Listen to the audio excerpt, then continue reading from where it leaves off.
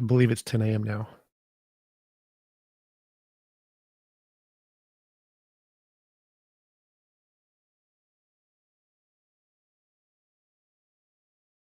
Yes, it is. Thank you, everybody, for tuning in. We appreciate you taking an interest in this topic. Does a goddess or god exist? And we're a group of people on this panel who are not quite sure whether one does. And we welcome attempts to convince us. Sorry. This is a fortnightly conversation, and today is October the 16th, 2022. The people who are in our panel include Amy Newman, who is known for her trademark slogan, Sending Love. She's a professional comedian and skeptic who hosts debates, interviews, and conversations on her YouTube channel. She also creates educational and other important content. Her YouTube channel is at youtube.com/Amy Newman. TJump, also known as TJump, is an atheist philosopher who hosts conversations with professors, philosophers, and other academics about topics ranging from biology and physics to religion and morality, and so on. TJump's YouTube channel is at youtube.com/TJump. J. Mike is one of the co-hosts of the Talk Heathen show who joins us from time to time. Jefferson Spatchcock is an atheist inquisitor and intellectual who has particular expertise in analyzing and reviewing debates. His YouTube channel is included in the YouTube video description.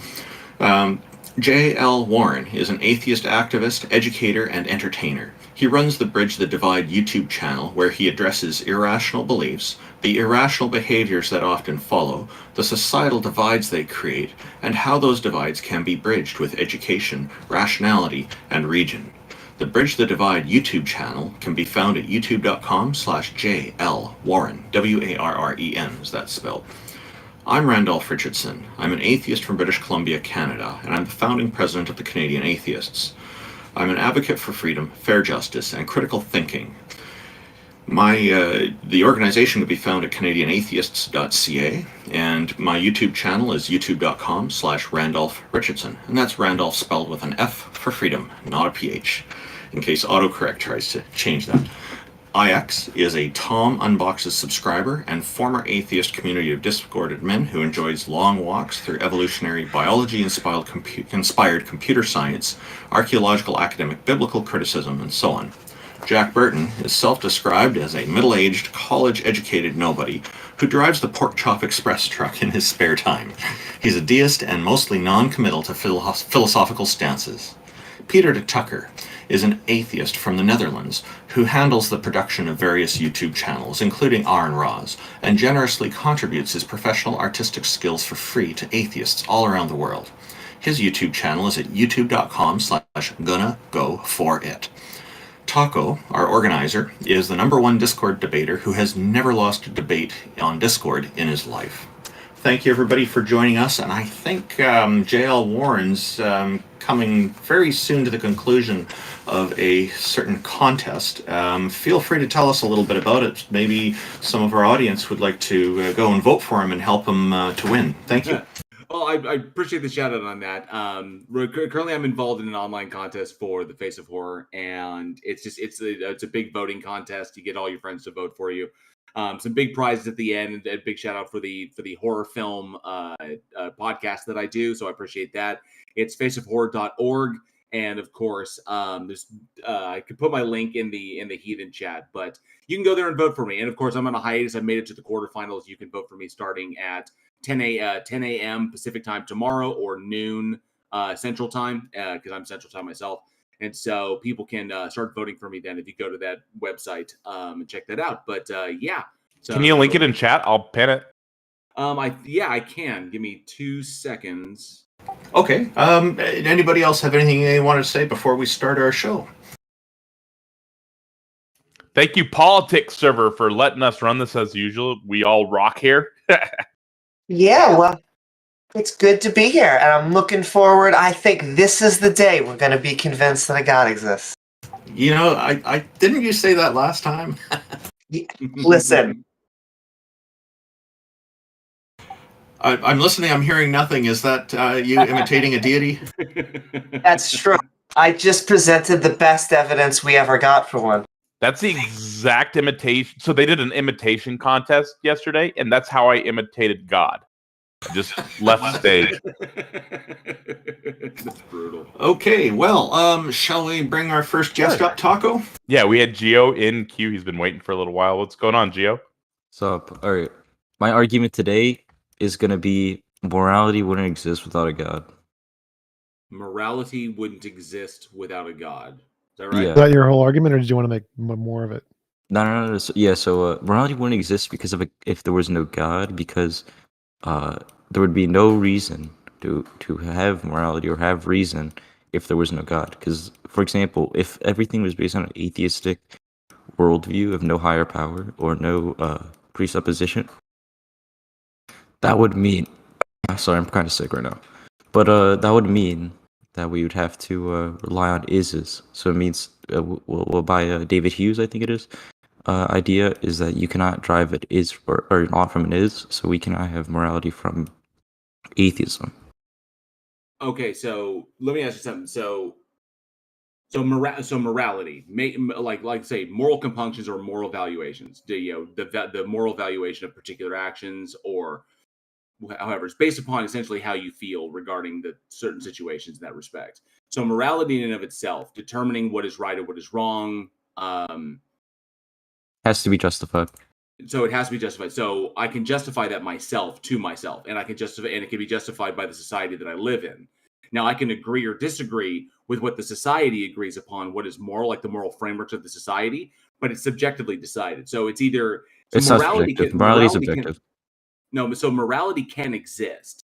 Okay, so morality can exist, and with or without a God, it doesn't need a God to do it. It just needs someone. It just morality is objective, but you're skipping a few steps ahead and saying it's subjective. Well, no, I haven't gotten there yet. Okay, so morality can exist because morality is just a framework of agreement, or a framework of deciding how you feel regarding certain actions. Okay, so like what is moral and what is not moral? That's the question to ask. Is this a moral action? And what is the consequences of those actions? What is the mitigating circumstances to determine whether or not something is moral or not moral? So yes, you can have subjective morality in the sense that you can believe these things, but they're still not true. They're still wrong objectively. Okay, so you could have a set of beliefs that are wrong. Yeah. So that's the problem. So even if there was a God, then that God would be what was dictating what was moral and what was not. Yeah. I'm Christian, so I believe in that he came down in the New Testament and Old Testament. Gio, stop interrupting me, please. Which means that even if the God exists, what it determines to be moral and immoral is subjective to that God's determinations. If it was objective, then it would not be influenced. What was moral and what was not moral would not be influenced by God itself. God would be appealing to what that objective standard was, because it would be true whether or not the God exists. But because God makes determinations as to what is moral and immoral, that means it is subjected to God if God exists. I, for one, don't believe that God exists. It's subjected to humanity. So morality is subjected to the individual, it's subjected to the group, to the civilization, to the nation, to the world. And the difficulty is just finding a commonality between Stop all of those gishgavling, bro. layers. You're gishgavling. You're gishgavling. I'm not gishgavling. I'm explaining the position. I'm explaining that that's how we have morality and moral systems. Oh my God. With God. If God exists and he makes the determination of of morality, that means morality is subjected to the that means morality is subjected to God. You shut up, Soylent retard. Okay, so excuse me? You're Soylent retard. Right. That's what you are. You're Soylent. All right. Okay, cool. I'll take the W on that. So we've got RussiaDefender. Oh, does anybody want to say anything to that? Yeah, I just want to say that atheists are pretty split between whether morality is subjective or objective. I think I'm split myself over that. And so I also don't understand why a God would make anything more moral unless this is something, I guess, intrinsic, which they would have to prove. And I can explain this very simply. I want to know why killing someone, we need to discuss, hey, God, should we do this or not? It doesn't make it any more moral or not. 2 points I'd like to make. My finding, Amy, is not the same as yours, but we're in different circles as well as some overlap. I find most of the atheists I converse with are not finding that there is objective morality, although there are some that are. So what you observe is a split. If you're saying if you're meaning to imply it's around 50-50, I'm finding it's probably more about it's mostly a minority who think there's objective morals. Nobody's been able to provide an example of objective morality to me. As far as I can find, it's where I'm willing to say there could be some objective moral determination is only when people have agreement on what the moral standard should be, and then they can make some kind of, I guess, non-subjective determination based on that, but that's still ultimately subjective. As far as our guest just brought up at the very beginning a point about he said what he thinks the atheist worldview is that there is no God. And I'd just like to clarify that there's no presumption that there is no God. Atheism is not about making such an assumption or presumption.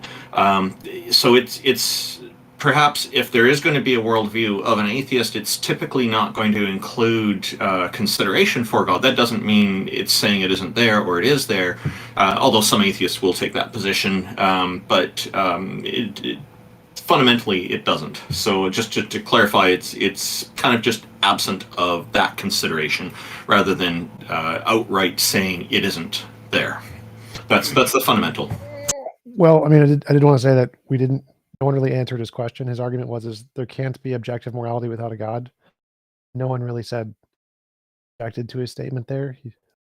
Dale said even with a God, morality is subjective, which I mean is fine, but it's not really addressing his argument. So, well, and I would say that his morality is not objective. So I would disagree with his premise. You can have objective morality without a God. I don't even understand how you can have objective morality with a God. So he would need to provide evidence, and I don't accept his premise. So. Well, that would technically be agreeing with him. It wouldn't be disagreeing with him. I believe you can have objective morality without a God. How is that agreeing with him? Yeah, that's fine. So just saying that if you don't believe morality can be objective with a God, that wouldn't be disagreeing with his statement. But if you think it can, then you would be. So you don't think a God if a God could exist, could institute physical forces of morality or that guide morality? Because that's what objective morality would be, right?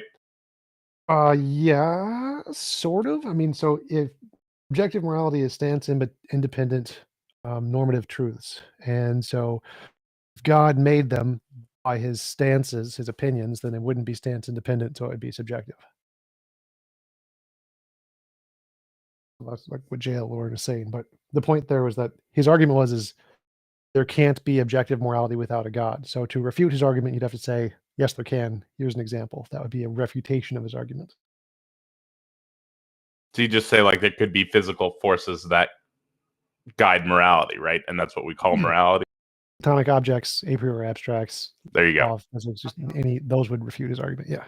All right. So we've got Russia. Sorry. Just one last thing. I don't think that there is an is-ought problem. I actually think we're getting better at morality the longer that we learn things. Here. Perfect.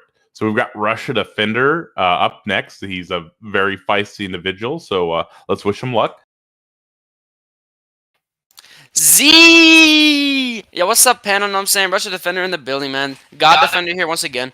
Hey, what was that initial sound? Was that like a simulation of a missile? Yeah, man. Hello, TJump, my little kawaii son. So, here's my argument.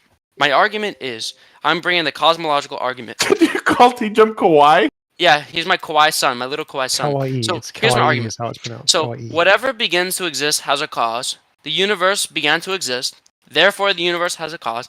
And this, furthermore, the stage 2 is everything is designed. Therefore, design must have a designer. Therefore, God exists. What? I reject the first premise. Wait, I want to hear that second part again. You said everything is designed. Yeah, everything is designed. Yeah, go ahead. Therefore, what? Therefore, there must be a designer. Okay, and how would you identify if something? I'm going to repeat it 3 times. Go ahead. How would you identify if something was not designed? Depending on the complexity of it. Okay, so let's say it wasn't complex. Does that mean it's not designed? Yep. Okay, so then your premise that everything is designed would be false, wouldn't it? How? So if it's not complex, then it's not designed, and you said, "Yup." Yeah. There's something that's not designed, therefore, the premise that everything is designed would be. If you can show me one thing that's not complex, my argument is conceded. Okay. Show me how something about not a rock? complex in the world. How about a proton? That's complex. How's it complex? Because energy itself and the laws of energy are complex. What's your I don't know. criteria for complex? That's a good question. Well, complexity can easily be seen through the structure, the internal structures, and how things move, and we can recognize those structures. That's an example, not a definition. He asked for a definition. That is definition, dude. Stop sewing out. No, Look at the that's an structures example. of, for instance, if you look at the structure of a plant, right? You can see a plant has all these cells, all these atoms. Everything has to come together, and the laws of energy has to come together at once to have this plant exist. That proves these systems within systems within systems must come from a designer, because if a book comes from a designer, a plant must come from a designer. But if I say- but plants and if I books are said, not like- analogous. Well, so if I said a petal, I can see a petal when I look at a rose. It doesn't tell us what a petal is. You still need to give a definition. A petal is. No, you don't, X. dude. If you just look at a petal, you can say, "Oh, that's complex." You don't need to like soy out like, "Oh, real." You don't need a dictionary for that, dude. Bro. Try to follow. Bro. logic. I know you're Calm dumb. down, I TJump. know- Calm down. Calm down. No, you're Go ahead. really dumb. But try to follow us here. So if you No. say Try to follow this. So, a do you petal think the is universe was something created? I Go ahead. see- Wait. So if you say a petal is something I see when I look at a flower, that tells us nothing about what a petal is. So if you say complexity is something that I see when I look at something, it doesn't tell us what Nope. complexity is. Nope. So what Nope. is complexity? Give us a definition So of complexity. If you can show that there's complicated systems and different structures. You can't use the word complicated in the definition of complicated. What is Yes, the you can. definition Yes, you of can. Problem. complicated? Yes, you No, can. no. And here's the other you, thing. You can't use the word to define in the definition. Oh, I of can. the word. No, I can do that. No, you Yeah, I can. can't. No, it's No, you not the way. can't. This... Yes, I can. So here's the thing. I think we're being Do you trolled. believe there was a beginning to the universe? Our universe, not all natural. Oh, you're things. running, my son? Do you believe the that universe was was- created? Go yes or no. Answer. I literally answered it, but I don't think your tiny brain could comprehend it. I said, Okay, our go Russian universe. Defender, if I That could throw means out there, yes. if I could throw out Let's there, not calm small brain. Come on. there is an origin point to the observability of our universe, and that origin point is what we call the Big Bang. The Big Bang. So essentially the. Do you have evidence for the Big Bang? Russia, hang on a sec. Essentially, the evidence, the initial point where we can begin the measurability of our universe, the measurability or observability. So that's that point. Now we can't really measure beyond that because the way light works, but we can mathematically extrapolate beyond that point. So there's an origin point for the visibility. Okay, where's your evidence? No, Geo, source. Where's your evidence? Any For the Big Bang, science- go ahead. Any science textbook from any. So any you're high school- appealing to nerds in lab coats who wrote a book, and you're saying, "Oh, that's my evidence." How's that evidence? Do I just have it to bring out the ad homs? How's that ad hom? I think that would be a genetic fallacy. I didn't Is it attack you. I genetic attacked the fallacy? scientist, dude. That would be a genetic fallacy, I think. But It's a fallacy. It's a Can I fallacy. just Dude, can we stop nerding out make over a fallacies? comment? I just want to point out, we know that the Big Bang happened because of Hubble's law. We can see everything going, dark energy is pushing everything outwards except for Andromeda. And then we also have the microwave background radiation, which is a early imprint That of proves the early nothing. universe. That's why physicists understand the Big Bang happen. But I also want to go just back for 1 second. Complexity is not the hallmark of design. I don't know Yes, it why is. you think. So, No, would no, you no. Show like, me something complex that wasn't designed. would you like a simple way to get in your car or a complex way? Simple. There you go. I mean, we're done, right? We can move forward. Simplicity is one of the hallmarks of design, not complexity. Okay, and is you a can car move forward. complex? Your own analogy Sometimes. collapses. Is a car complex? Sometimes. What do you mean but- sometimes? A door, you have a hinges, you have an engine, you have all lubricant in there, you have all this stuff. Yeah, What are you talking but- about? Exhaust? Because That's not complex? complexity has is more the parts? hallmark of time, and so the more time that something goes on, the more complex it is, and then the engineers have to remake it simple. Oh, so you need a bunch of minds, intelligent human minds, to come together, engineers, and build this car, correct? Yes. you because So why is cars- that different from an animal? Because cars don't form in nature. I don't know if I have to have a birds and bees talk with you, but humans, animals, Oh, plants. ask your mom these about that. Ask forms. your mom about the birds and bees. But here's the thing. Okay. What? Here's the Wait, my reality. mom had No. sex. Stop So slowing does up. your No. mom. Annie, Well, I sit don't down. understand Sit down. what Sit that down, my. means. I Listen, will. my daughter. You My daughter, admit- be quiet. Shh. Okay, but Listen, my my daughter. child, Shh. you will admit your Listen, my mom daughter. and dad had sex, right? And that's why you're here. Yeah, and it yeah. wasn't. Okay, we can go forward then. And they created me, and I'm a Lebanese Yes. superhero. No one's defeated me. I'm undefeated RussiaDefender. Go ahead, Amy.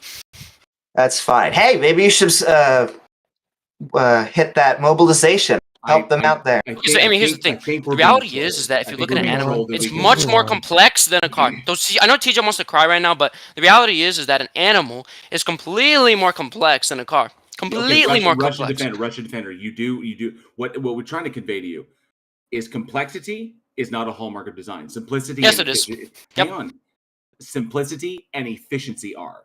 So simplicity meaning the fewer moving parts in order to reduce failure rates, because the more parts you have in a thing, ostensibly, the more risk of failure you have, because the more moving parts, each one of those has a chance to fail, and the more you have of them, the greater your failure rates are. So intelligent nature minds, is completely efficient. Hang on, Russia. So intelligent minds create things that are simple in order to make sure that they work all the time, and efficiency, meaning the amount of work goes into them, leads to more work being done and not a loss of work. So something very, very simple would be like a lever. Okay, dude, you're not Demon Mama. You don't have to monologue over me. So I understand your point. I understand your point, GL. You're saying that moving part, if there's a bunch of complicated moving parts, it has a chance to fail. Sure, but it still shows evidence that all of these parts must come together at once to create what we know as a car or an animal. And that proves complexity, which proves a designer. It's so easy, bro. It's so easy. Okay, he's just trolling us at this point. Can we just bounce him, please? Oh, you're submitting, you're conceding? No, I'm not submitting, because you keep interrupting is the problem. The issue is this, because you use terminology that is unjustified. The term, when you just say created, that's problematic, because when you say created, that implies a creator. When we say, that's why scientists say it is a result of.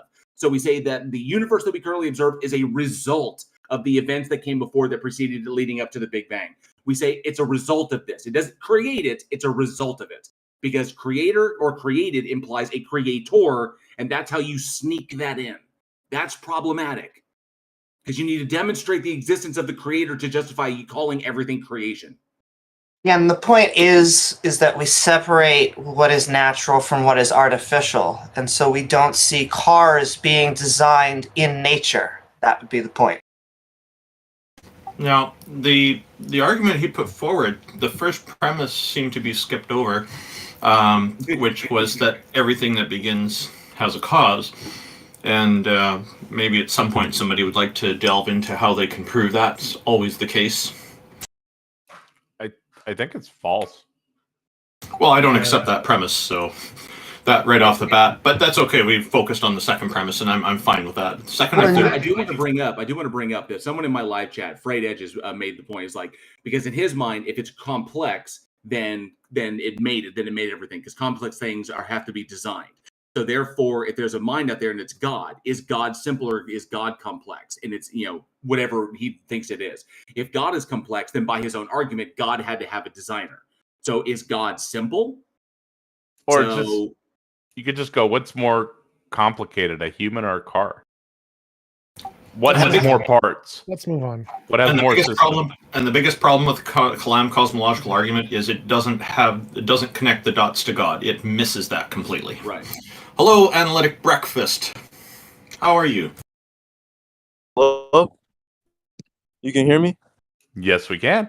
Go ahead and present your argument. I just wanted to basically give you my quick line of reasoning why God exists. So there is a necessary ontological distinction between the mind and the brain, okay? And the mental states or the mind are non-propositional state of affairs, which is a sufficient but not a necessary condition for causality. So it is dependent on a second order chain of cause and effect, but it's a counterfactual chain of cause and effect. So in between each cause and effect, there's an actually infinite number of counterfactual conditionals. And so that is going to invoke a strong PSR, which is a modally necessary principle. And so I'm just going to be appealing to theoretical virtues and making an abductive case saying there is one modally necessary entity which is going to ground the second order chain of counterfactual dependence. And I'm making an abductive case based on it being more theoretically virtuous than any other worldview.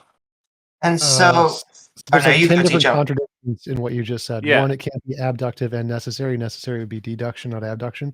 But let's try to filter out all the philosobabble and the words you don't understand. Wait, what did you just say, little boy? Wait. What did you just say? I never said Okay, anything come was on. necessary. I said it's modally Literally necessary. the first thing out of your mouth, kid. Yeah, it's literally so the you first need thing to out listen of to your what mouth. I say, Tom. There's You a need to listen to what I necessary say. distinction I said it's a between modally mind and the brain. necessary entity, and I'm making an abductive case based on it being more theoretically virtuous. Kid, Yeah. necessary means deductive. Necessary means must be the case in all possible worlds. You can't make an abductive case for a necessary being. Learn basic philosophy. What are you Let's get rid talking of all about? your philosophy babble. So do you know what is abductive kid, reasoning? What is kid, abductive kid, reasoning? What is kid, abductive reasoning? Kid, What is get abductive rid reasoning? of your philosophabble. What is understand. abductive reasoning? You What is could just abductive present reasoning? identity What is theory, abductive TJump. reasoning? What is abductive reasoning? Skip your gibberish. What is abductive Give reasoning? us a No, syllogism. you just made a claim. Give us a syllogism. We're going to kick you off the stage, kid. A necessary proposition. Analytic breakfast. You're going to We're have gonna to go let one at a a time, guys. necessary Come on. You're One at done. a time. You're gonna, yeah, you have to let people Hey Tom, is what you respond to just you. said a necessary? Analytic breakfast. This is why you. Hey Tom, this is why you Analytic lost breakfast. Jay Dyer. Analytic, we're gonna This is stop why you that. lost Let Jay him Dyer. respond. Remove him. This is why you Yeah. lost Jay Dyer. Is what You you just need- said a necessary proposition? Analytic breakfast. him. Okay. So there was one question from our live text chat on YouTube from Nicholas Lamar Suter. He's challenging our guest, who just has been removed, to demonstrate that a mind exists. Demonstrate that there is a mind. That was my first question before TJump took over. I was like, okay, what is the evidence that a mind exists independent of a brain? So I'm an identity theorist, and the mind is the brain. And Agreed. so when he said all that, after I was like, what? After like his first line, I'm like, what? Because I'm an identity theorist, right? The mind is the brain, right? And so I wanted to ask, how do you get me out of identity theory? Because if you can get me out of identity theory, then maybe, right? But none of that follows if identity theory is possible or true. See, I think that there is a separation between a mind and the brain, but I think that the mind is hierarched under the brain. I think you have to have a physical medium. And so when he's talking about how it's this type of making intentionality real and you need a mind for all this type of stuff, honestly, as far as we can tell, minds, brains, animals that have consciousnesses are a relatively new thing. The universe has been here for 13.5 billion years. We've been here for the planet itself for 4.5 billion years, and then multicellular life for only 2 billion years.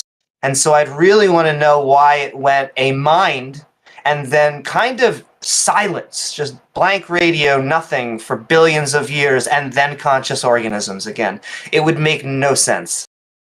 TJump, you were trying to elaborate on something there, and he kept interrupting. What was it you were trying to say? Well, what we should do when people use philosobabble is just use a bunch of words which he understood, none of which. We should make him like break down his argument and say, give us a syllogism, make it clear, not try to interpret what he's saying in the ways that we understand it. Because he's just gonna use more philosobabble and say you didn't understand it. So always when there's those philosobabble guys, you got to just stop them and say, okay, give us a syllogism, make it simple and not use all the philosobabble. I think that's a good approach, and I liked what J.L. Warren was doing, which is the same question Nicholas Lamar Suter had from our YouTube audience. So that seems like a reasonable way to respond, because that'll have them bring something more, their ideas articulated more clearly this way, is what you're after. So thank you. Well, no, I think those questions would have been a mistake. I think he would have gone on rabbit trails and more philosobabble. I think if people use philosobabble, you have to say, stop using the philosobabble, give us a syllogism, and don't ask any questions, because they're going to just bring up more philosobabble. Okay, syllogisms. Okay, I think this is good advice. We've got Zeleni Sok up next. They have an argument for God. Didn't specify. Welcome, Zeleni. What you got for us? How are you? I'm good, thank you. So I have like an argument, but it's not directly for God. I think it's kind of more convoluted, so if I could like go through it, if that's okay. Okay, do you need 2 minutes? Would that be enough? I guess I don't.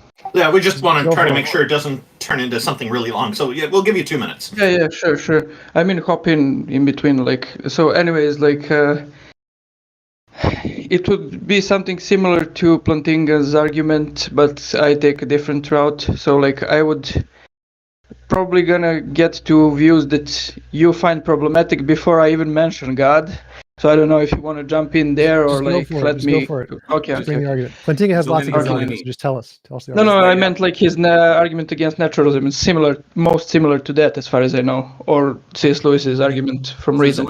Just Anyways. lay it out for us from the Yeah, sure. Sorry. You've got 90 seconds left, so go ahead, put your argument forward. Okay, so my argument goes like this. If we take Cartesian methodical doubt and we remove all the things that we can doubt, we come to the cogito, which we need to accept. Like Hume, we know from Hume that even that could be an illusion, but like it seems to us it's plausible, like that's true, that we exist, that our mind exists. So we build from that. And we go through those basic points in the Enlightenment, like how do we know that the external world exists? Seems like reasonable to us to accept that it does. How do we know that causality in the external world exists? It seems plausible that it does, even though Hume points out that we never see actually causality, we just see constant conjunction, like things happening, but we don't see the actual causality, you know the boring debates of whether cause is prior or at the same time as the effect. So you have several views where you reach the view that the world is material, that it has laws of causation, and that those laws are general or maybe universal. And from like my argument here would be that it's irrational to deny the existence of our first-person experience, which includes the experience of free will, by appealing to materialism, because materialism is much less based on this line of reasoning from the cogito. It's much farther from the views that has much more views that seem reasonable to us than the view that free will exists. So that would be the first step in this argument, to claim that the free will exists and that deterministic materialism is wrong. Okay, well, thank you very much for laying that out so succinctly. I noticed at the beginning of what you were saying, you're talking about plausibility quite a lot. You put a lot of emphasis on that.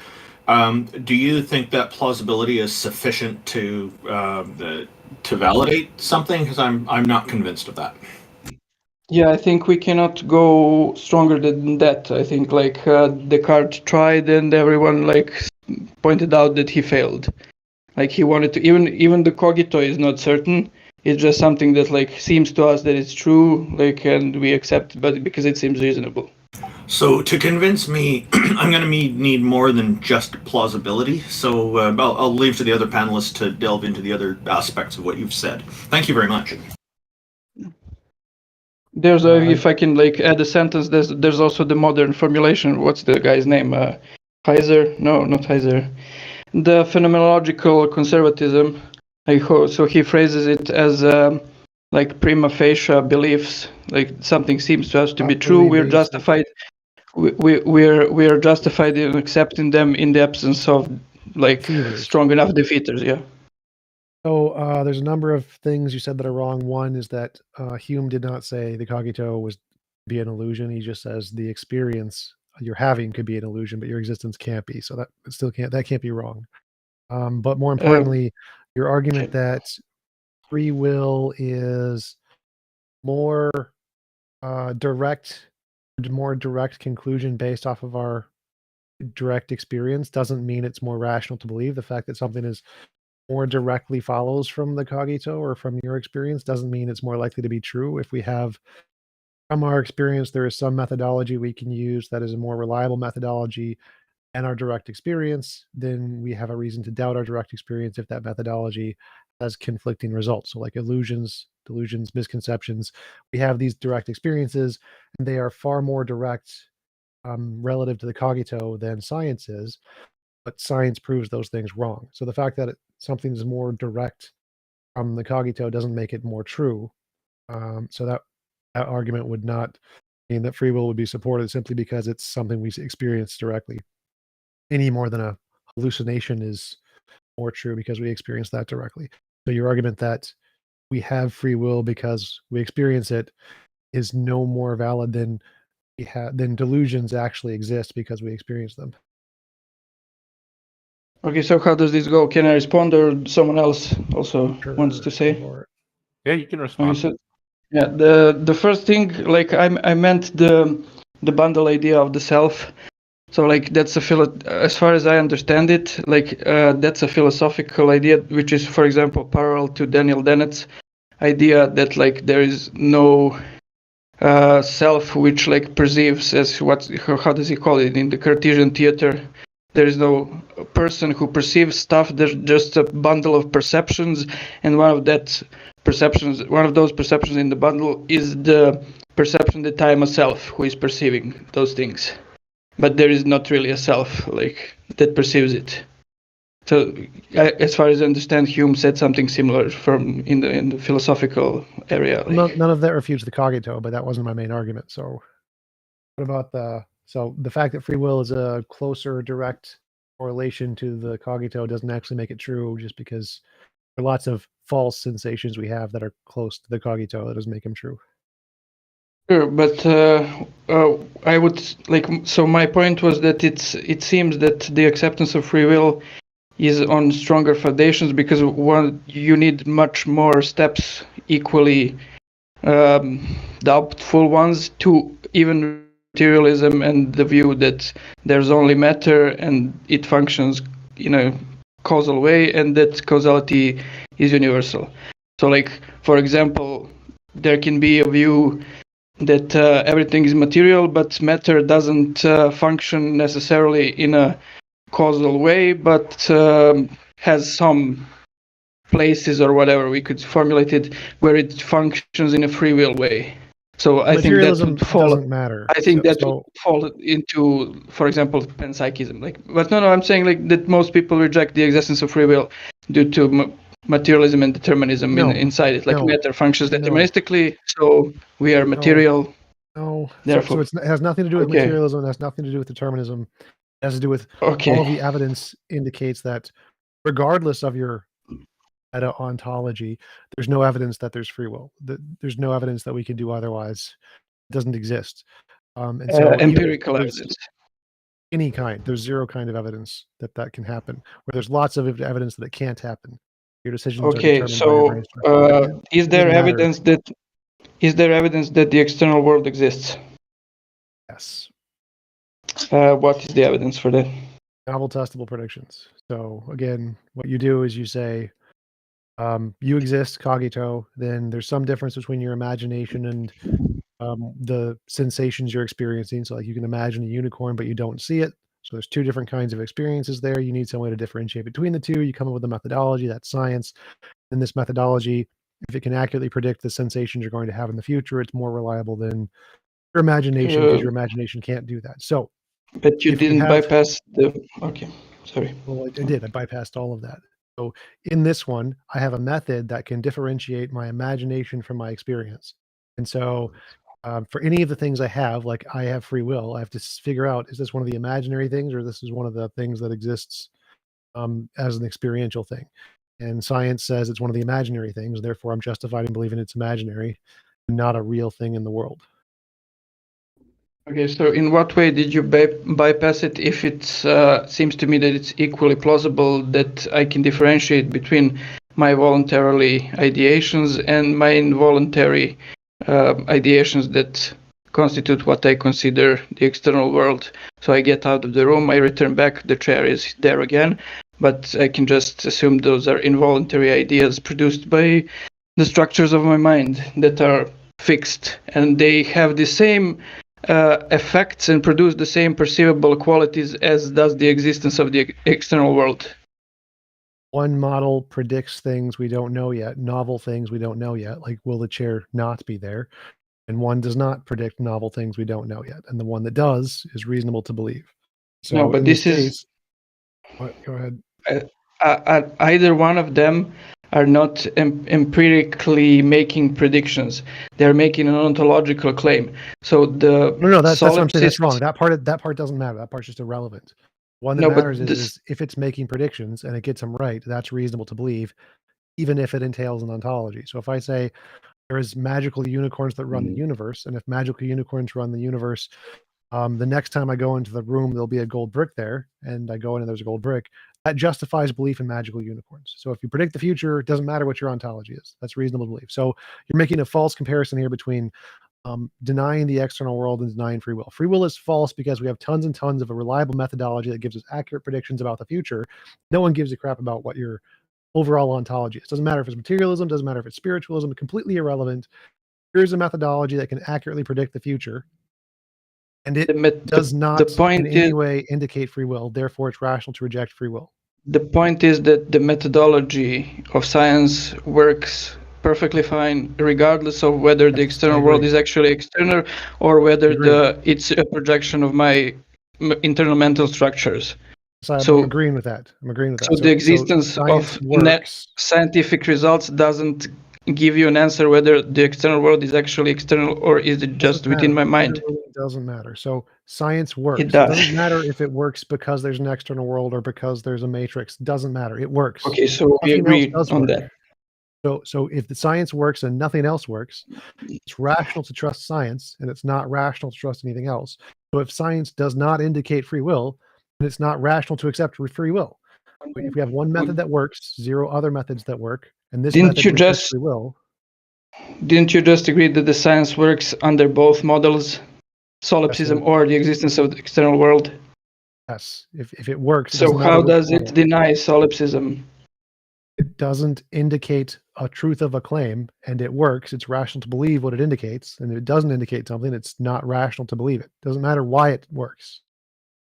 But I don't get this, how you're conceding the point without conceding the conclusion. Like if science works in both cases, in the solipsist ontology and in the realist ontology, like it doesn't give us reason to reject solipsism and accept realism, right? Right, but in neither case it indicates free will. In both cases, in the solipsistic world and in the materialistic world, free will is still false, because in neither of those cases does science indicate free will. So I don't care what the fundamental ontology is there. Science works in both, and it's rational to trust science, and it's irrational to go beyond science, and free will is beyond science. Therefore, it's irrational to reject free will. How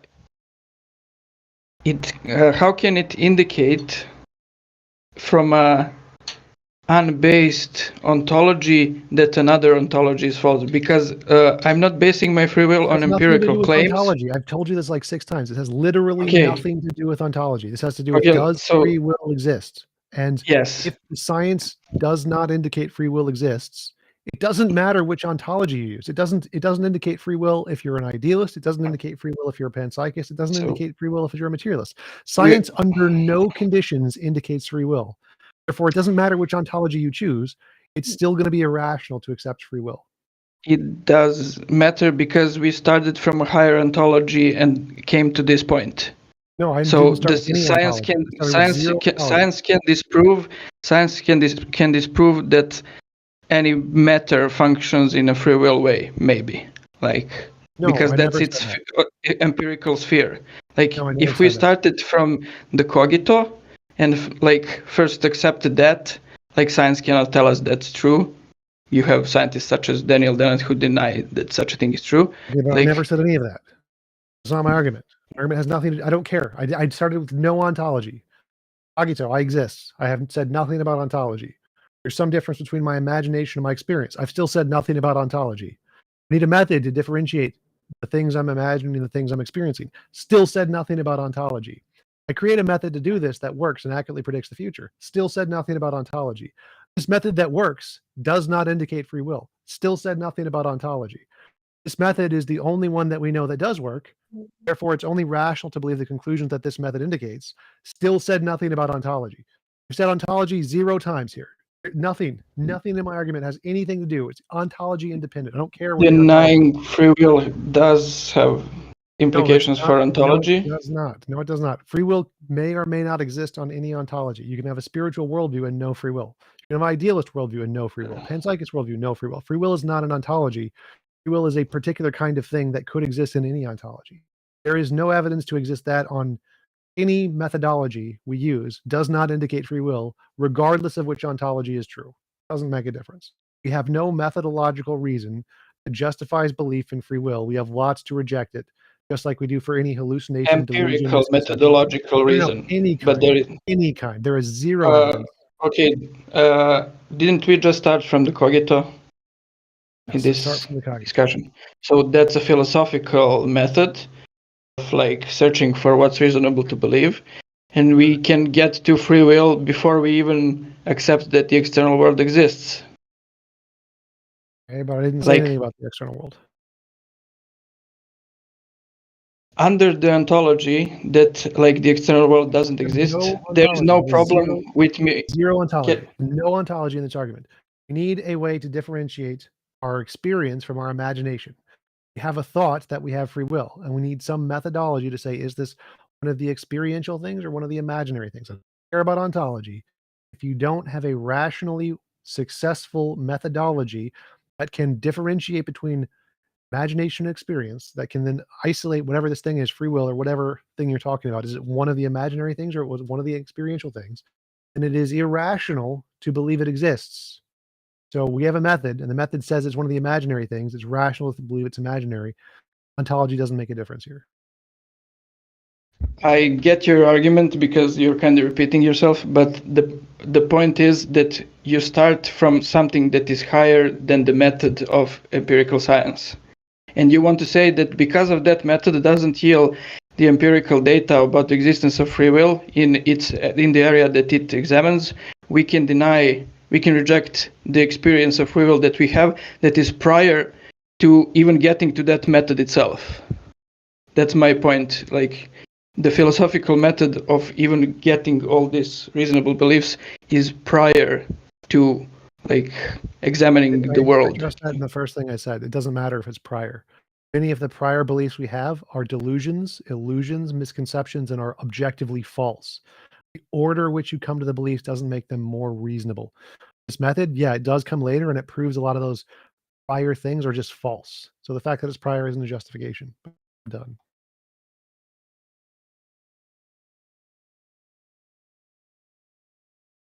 Oh, sorry, I was muted.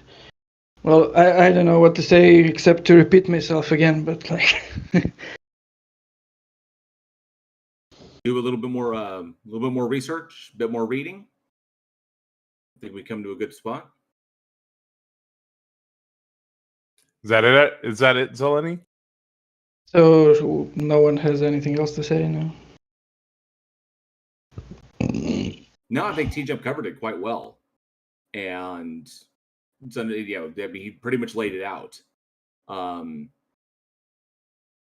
like I said, that's pretty much where it is. If you're just kind of like, if he's posited this to you, and you really have no rebuttal, then I would say then just take what he said, dive into it, take it apart, and work until you understand it. Of course, I would say more reading and research. No, I mean I understand it. I read and researched it. I majored in analytical philosophy, but like this is an impasse that is based on his rejection of to follow the line of the argument. Like he simply denies my claim that the later based claims cannot be stronger than the earlier based claims in the methodology of getting to reasonable beliefs. Like, I cannot do anything against that claim. Like, he just claims, yeah, science doesn't allow us to believe in free will, so we must reject it. I mean, okay. I wouldn't say that science doesn't allow it. It's just that science doesn't seem to support the idea.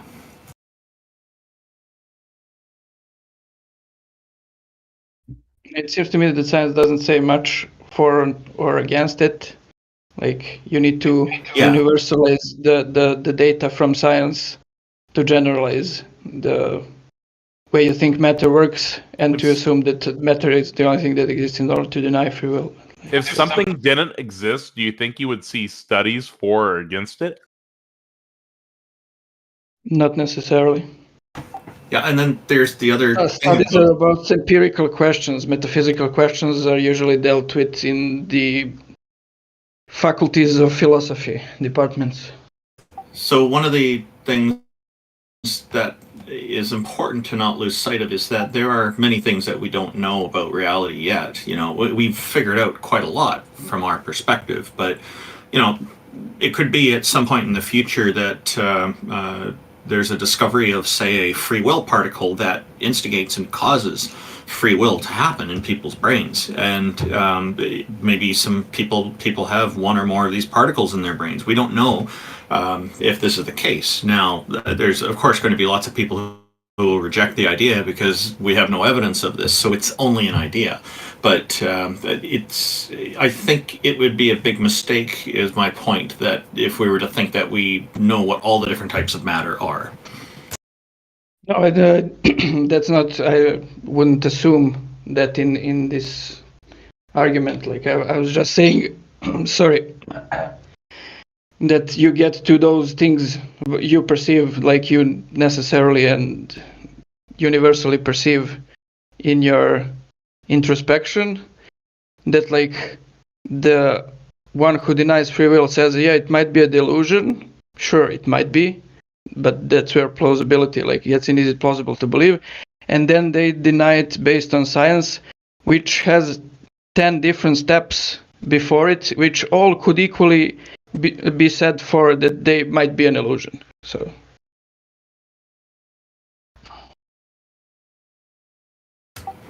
Yeah. So, see, my point is that it seems more reasonable to me to accept the view that has like one or two questionable steps in its basis than to deny it on the basis of something that has 10 questionable steps in its basis. Yeah, well, so you're differentiating between what seems to be the most likely case versus what is absolute fact, and I think that's a reasonable approach to use. And it's important to understand that distinction, and there are unfortunately people who don't, and then they will say, okay, this seems to be the most likely case, and they jump to the conclusion saying, therefore, that must be the case, and that's where the error lies. No, I sure, think you also if misstated the amount of reasonable... steps and questionable things. Sorry, I didn't hear that. Like if you started at I exist, and then the universe exists, and then expound out from there, I'm sure it's going to be quite a few more than 2 and 10 steps respectively. Or free will? Yeah, for whatever the two positions are. I'm sure whatever you're looking at, it's going to be quite a few more steps. One is, I took as like that one position is that there is free will, one is the materialist, so like determinist position. But free will adds a step on top of material things happening, right? So like cause and effect may not actually be like a universal thing, right? But cause and effect all the way through, adding a step would be free will. No, sure. On the, how do you say, on the scientific approach, you get free will very, very late. Like you get it, I don't know, in psychology as data that people perceive that they have free will. You get it like 14 billion years after you get through various other things. But in this Cartesian methodological skeptic methodology, you start from the cogito and you get it in a second or third step when you introspect what you perceive about your mind. And then you get to the existence of the external world and the existence of causality and the universality of the causality and maybe universality of materiality much later. Like you have to go. Are you dualist? Substance dualist, yes. I just disagree from the get-go. Similar to TJump, I guess. So. No, sure. I that's why I said I would probably get like very contentious claims that seem very improbable to you even before I mention God. Yeah. There's a question from our live YouTube chat. Mark Reed is asking if you're using free will as an axiom. Not an axiom, but like one of the first things that it seems reasonable to believe in. Like very close to that it seems reasonable to believe that I exist, that I'm a mind that exists. I'm just because when it comes down to it, regardless of whatever you're posing, like that, none of that none of that entails that a God exists, because you could boil it down. You could basically say that we're all just, we could all just be in a reality simulator being run by some future civilization trying to determine what happened in the past. So, but that doesn't entail that a God exists, and it doesn't entail that any specific God exists. So it's still a big leap in order to get. You could pose all things, given what is reality, and is the external reality something that is there, something that is projected, something that is fed to us, or whatever. But it's still one problem, and then getting it to a God, or getting it to an all-powerful creator, or getting it to, especially to a specific God with particular attributes, that's problematic because you can't jump that. So no, I agree with the later parts. I think that my line of argumentation would further go to posit substance dualism from the that it seems to us that matter exists, but also, and that it functions deterministically, but also that free will exists. So from that, it would seem reasonable that substance dualism is true, and from that, maybe we can get to a vague kind of theism, but no, it certainly doesn't lead to any specific religion. No. Right. So I'm just trying to bring it back to the beginning. That that's kind of what the stage is set for. Is that it's not a matter of, it's does a god or do gods or goddesses exist, or do you believe in a particular god, and do you have evidence for the existence of that thing, why you believe it and stuff like that. But the hypothetical questioning of whether or not reality is what we perceive it to be, and jumping into these things. When it comes down to it, when you boil it all down, we perceive an external reality, a reality that is external to us. Whether or not that is there is actually irrelevant, because we can't perceive it in another way without really, really screwing with our brains. So like chemical, intervention or chemical interaction, stuff like that. So we understand these things implicitly. We perceive it's there, and there's nothing to indicate that it's not there. Okay, so asking, is this just a projection of our minds? Asking if this, these are just hypotheticals. Because when it comes down to the evidence, we can only side with what the evidence tells us. And the evidence points to an external reality that is external to us, that continues on after we die. And that after we die, there is nothing after that. That we just go, and there's no evidence to conclude or suggest that anything persists after that. So, because when we look at the individual claims that something is persisting on, those all fall apart under scrutiny. So we go with what the evidence has, and what is justified in accepting, or justified in believing. And so if we start positing things that are hypothetical possibilities, that doesn't entail, just because we can conceive it doesn't mean that it actually exists. So that's where the line of demarcation should be. So sure, you can conceive of all kinds of things. We've spoken to theists who legitimately believe that we are all just projections of God, that God is the ultimate solipsist, and that we are all everything is just a projection of God's mind. Sure, but there's no way for us to demonstrate that, and we can't. But that's not an empirical claim. We can't demarcate it from what we currently perceive. So when it comes down to it, it doesn't really get us anywhere. I mean, kinda from the empirical perspective, I understand that. But for example, even the idealist, it's not like he's talking just from hypotheticals. I mean, sure, maybe the specific people who, I don't know, go into debates do that. But for example, if you read about Berkeley and the discussions about his arguments and counter arguments, he actually has good arguments that the external world is made out of mental stuff and not material stuff. It's not just that he's giving a hypothetical. He's examining, we are starting from this, introspection. We don't know if the external world is real. So maybe it is, maybe it isn't. And we are trying to examine which of those two options is the more reasonable one to accept. And he gives various arguments. Cool. He can argue for it, but just because an argument or a syllogism is valid doesn't make it sound. I think we can agree on that, right? Sure, but I think that he also had sound argument. But we don't have to get into Berkeley, specifically. But right. It's not. We can pose arguments for all kinds of things. If your argument is the structure of it is good, then it is valid. But it doesn't make it sound. So great, fantastic. He can make an argument for how everything is just a projection. Everything is just a projection of mental states. Fantastic. Demonstrate it. but he cannot demonstrate it empirically, if that's what you mean. Bingo. No. So bingo. So why would we accept it as a legitimate possibility? If sure, we can argue for many things. I can argue for all kinds of stuff. Okay, but it because doesn't he's mean talking that about ontology, not empirical. But it doesn't. It's irrelevant. It doesn't matter. Just because I can conceive of a thing doesn't mean it actually exists. Just because I believe a thing to be true doesn't entail that it is true. So just because I can argue for a particular hypothetical situation doesn't mean that hypothetical situation represents reality. So yeah, it's a great argument. Fantastic. We have many great arguments for things that don't exist.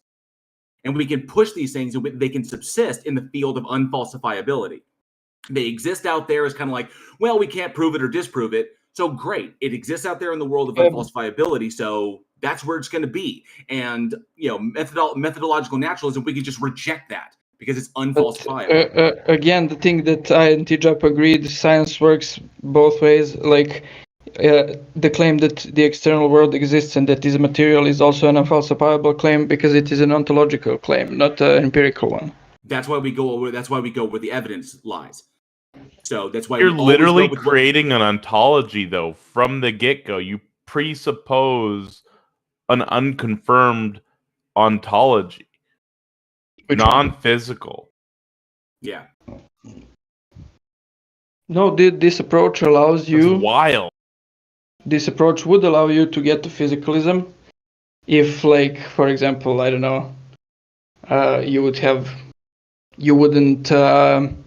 universalize the causality in matter. So that's, for example, the view of, I don't know, like Chomsky or the new Mysterians. Like, they say everything is material and matter generally functions deterministically, but in some instances it functions in a manner of free will, and that's our brains. So that's a possible view. Great. So we can posit this as a possibility. Now let's insert it into the methodology and let's start making some novel testable predictions. So I'm gonna harken back to what TJump says. So the thing that TJump hammers home, how we differentiate between reality and imagination. Okay, and primarily it's novel testable predictions about it. So yeah, so let's insert that into the methodology and let's start making some novel testable predictions with it. And the problem is we can't do that. It doesn't offer anything new about the universe, doesn't explain anything, has no explanatory power, and it doesn't make any predictions about the future that come true with any form of accuracy whatsoever. The methodologies we do have, they do have explanatory power, and they do make extremely precision predictions about the future. Then they come true, therefore they validate the model. So, but again, science both works on both ontologies. That's the point. You cannot use science to disprove the ontology. It works but the ontology is with equal. Well, okay, but that's a different view that claiming that the external world and simply assuming it because, like, it seems to us that we do science within it. Like, it's a different claim to say this question is irrelevant and we shouldn't, like, discuss. Okay, yes, but we work with the tools that we have available to us. So if you're positing things that are outside of the realm that we can do actual, like, work, then what's the point? Because you can posit this, you can posit it, but you can't be demonstrated to be the case. No, but the point is that we have a very strong, like, almost, well, not almost, but kind of involuntary perception of the existence of free will. So, like, do you say it's a delusion or not? It's a kind of important question. Well, okay, so, like, do people have different positions on free will? I know I think everybody here on the panel has, like, kind of a different interpretation or a different. My position on it is that there is evidence that essentially I kind of like, it's very tongue in cheek, but we have free will because we have no choice not to. So, because we have no choice in the matter, it's because there is evidence that we live in a deterministic universe. Okay, just by what we understand about physics and quantum mechanics, but we are grounded in the third dimension. And just a person standing in reality, just a person standing in the space, there are things that we don't know that are that happen in the future that we can't predict. That just by ourselves, we can predict some things to a certainty, but not everything. So we have this concept, we have this idea, this perception of free will. So because we perceive it and because it works that way, and I can make different choices myself, then we have the perception of it. So some people would argue that it's illusory. but I perceive that it is, and I can watch it and I can kind of see it in action from my perspective. So it's real to me. So I'm torn on free will. We have the perception of it; it's there, but there's evidence that we live in a deterministic universe just by what we understand about physics and quantum mechanics. So there's some sort of there's some sort of line of demarcation that I'm not settled on yet. So do we have free will? We perceive that we do. Is there evidence against it? Absolutely. But where do we stand? It's because we're sadly grounded in the third dimension. So can I just delineate between free will, which I don't think exists either, and will, which is just what we use as a measuring stick for deciding legal and moral actions. It is the difference between, was it your own will to walk through the door, or did someone pick you up and throw you through the door? Sure, but that's, difference between legal stuff and metaphysical claims. I mean. Sure, but I think that when it comes to a conscious, that is still part of that. We have our own being. We have us as a social species coming together to enact moral systems and legal systems. I don't get what would be non-natural, non-physical. The asterisk that I always put when we talk about these things is there is energy and matter. So it's one of those. If it's not matter, it's energy. It's doing work. I mean, possibly. That would be an empirical claim, so we would have to find energetic functioning that works in a manner of free will. Yeah. I agree, but I also think that these will eventually all be empirical claims. I think that when, not that you're putting forth empirical dualistic claims, but when it comes to this stuff, I think they have a burden of proof as well. And I don't see that getting fulfilled, but we'll see.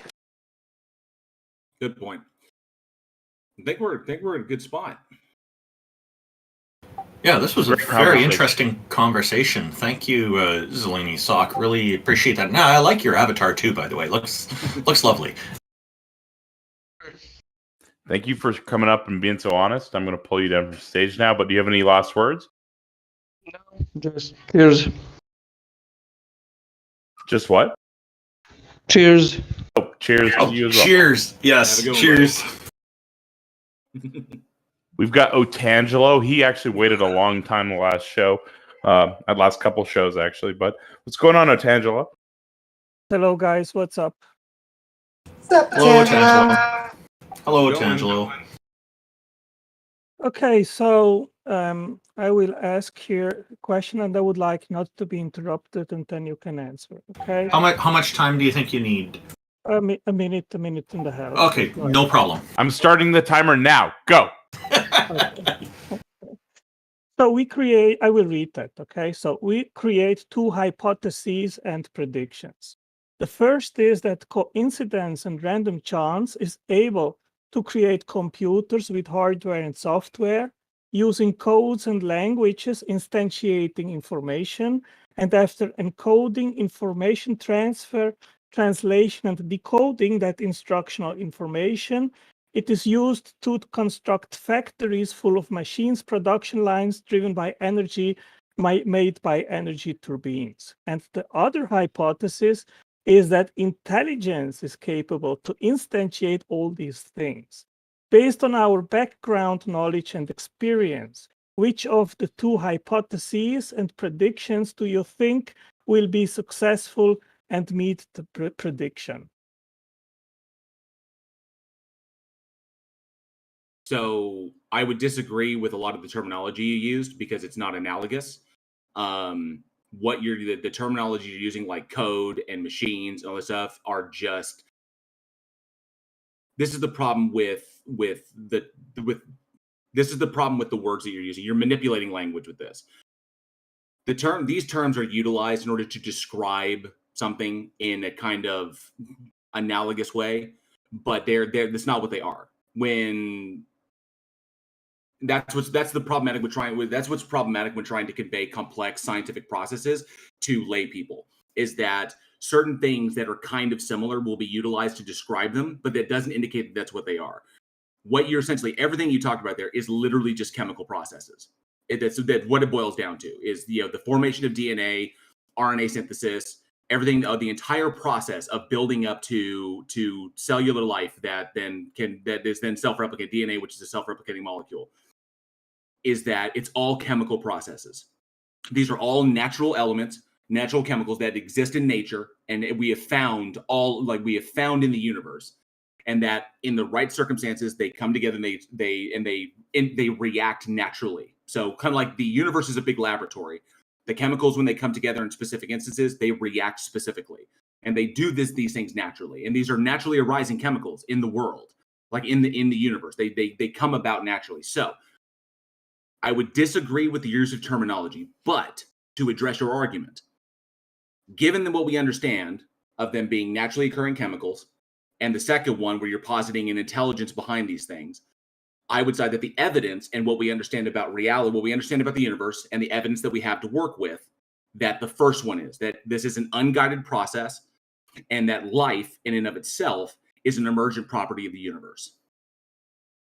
Dale, did I mention any of all these things that you just mentioned? I didn't. I just asked a succinct question in regards of the origin of the things that I mentioned. I didn't mention DNA. I didn't mention chemicals. Could you ask your question again? Otangelo, I didn't understand your question when you first asked it. Could you ask your question again?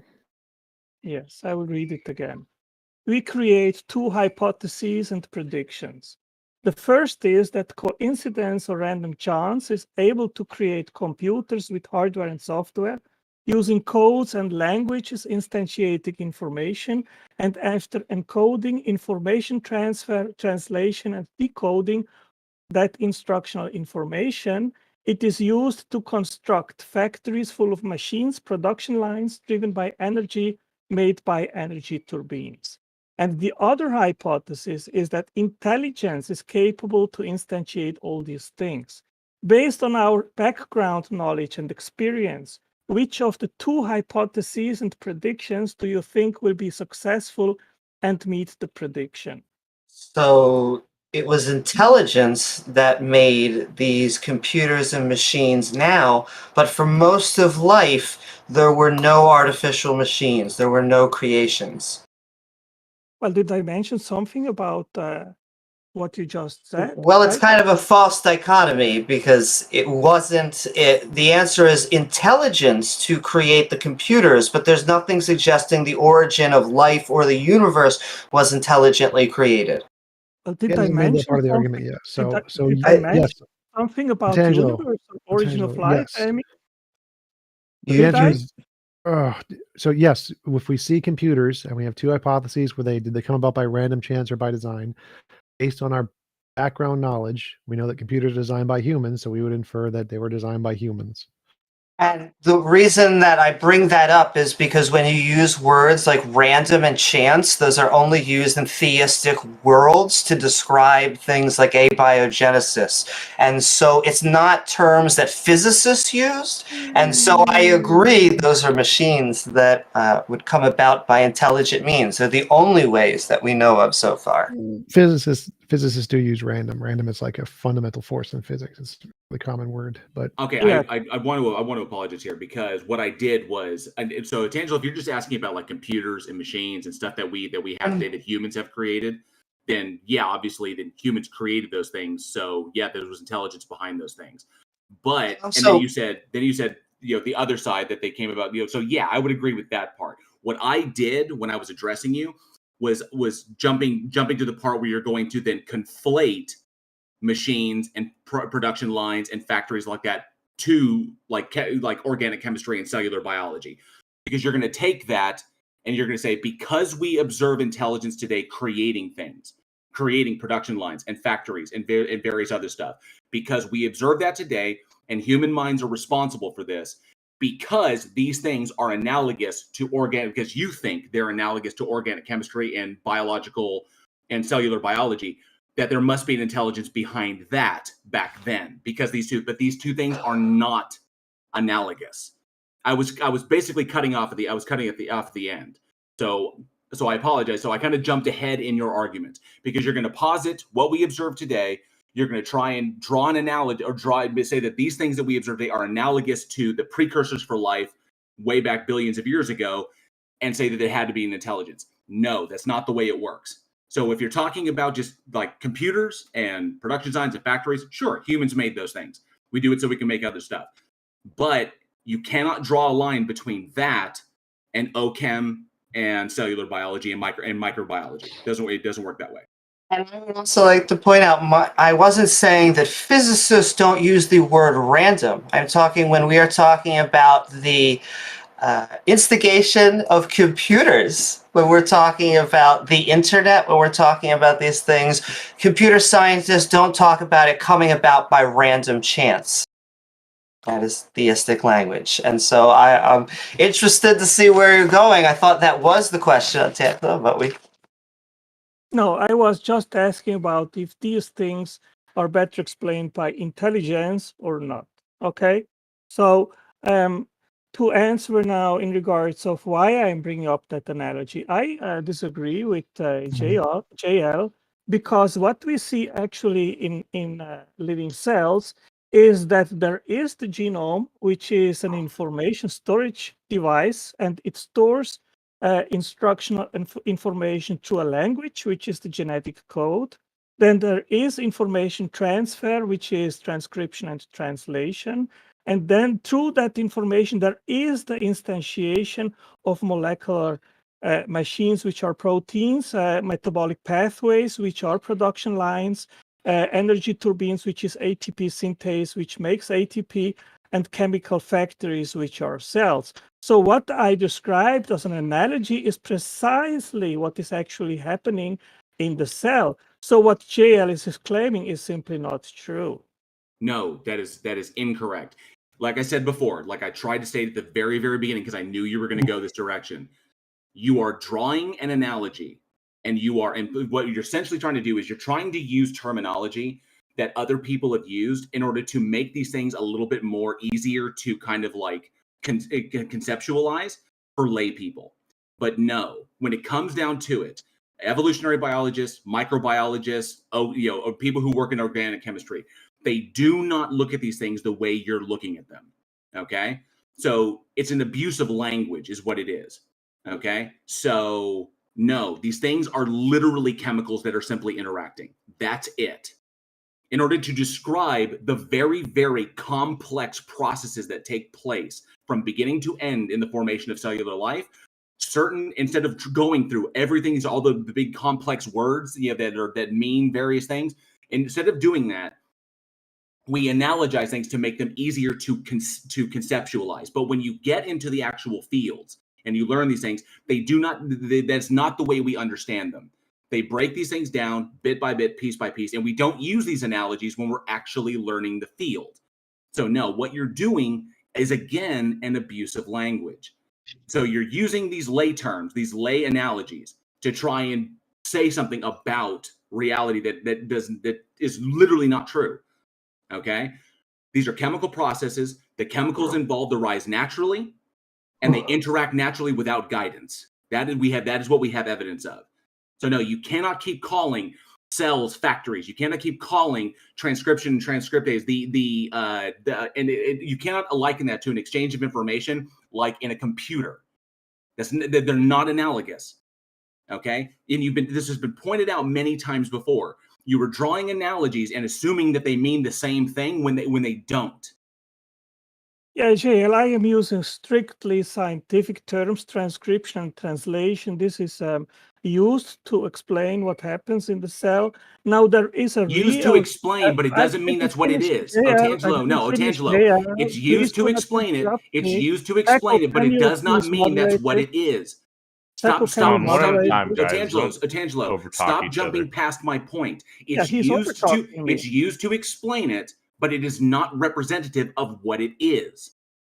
Chair, could you please stop interrupting me when I try to answer you? No, I will interrupt you. I will interrupt you when you run past my point and you don't address it, or you misrepresent me, Otangelo. As I have always told you, if you misrepresent my argument, or you completely fly past it in order to avoid addressing it, I will stop you. Okay, Because I that's the way disagree. discourse works. Okay, I disagree with you because the sequence of nucleotides, which is instructional and complex, it dictates the sequence of amino acids, which then will form proteins.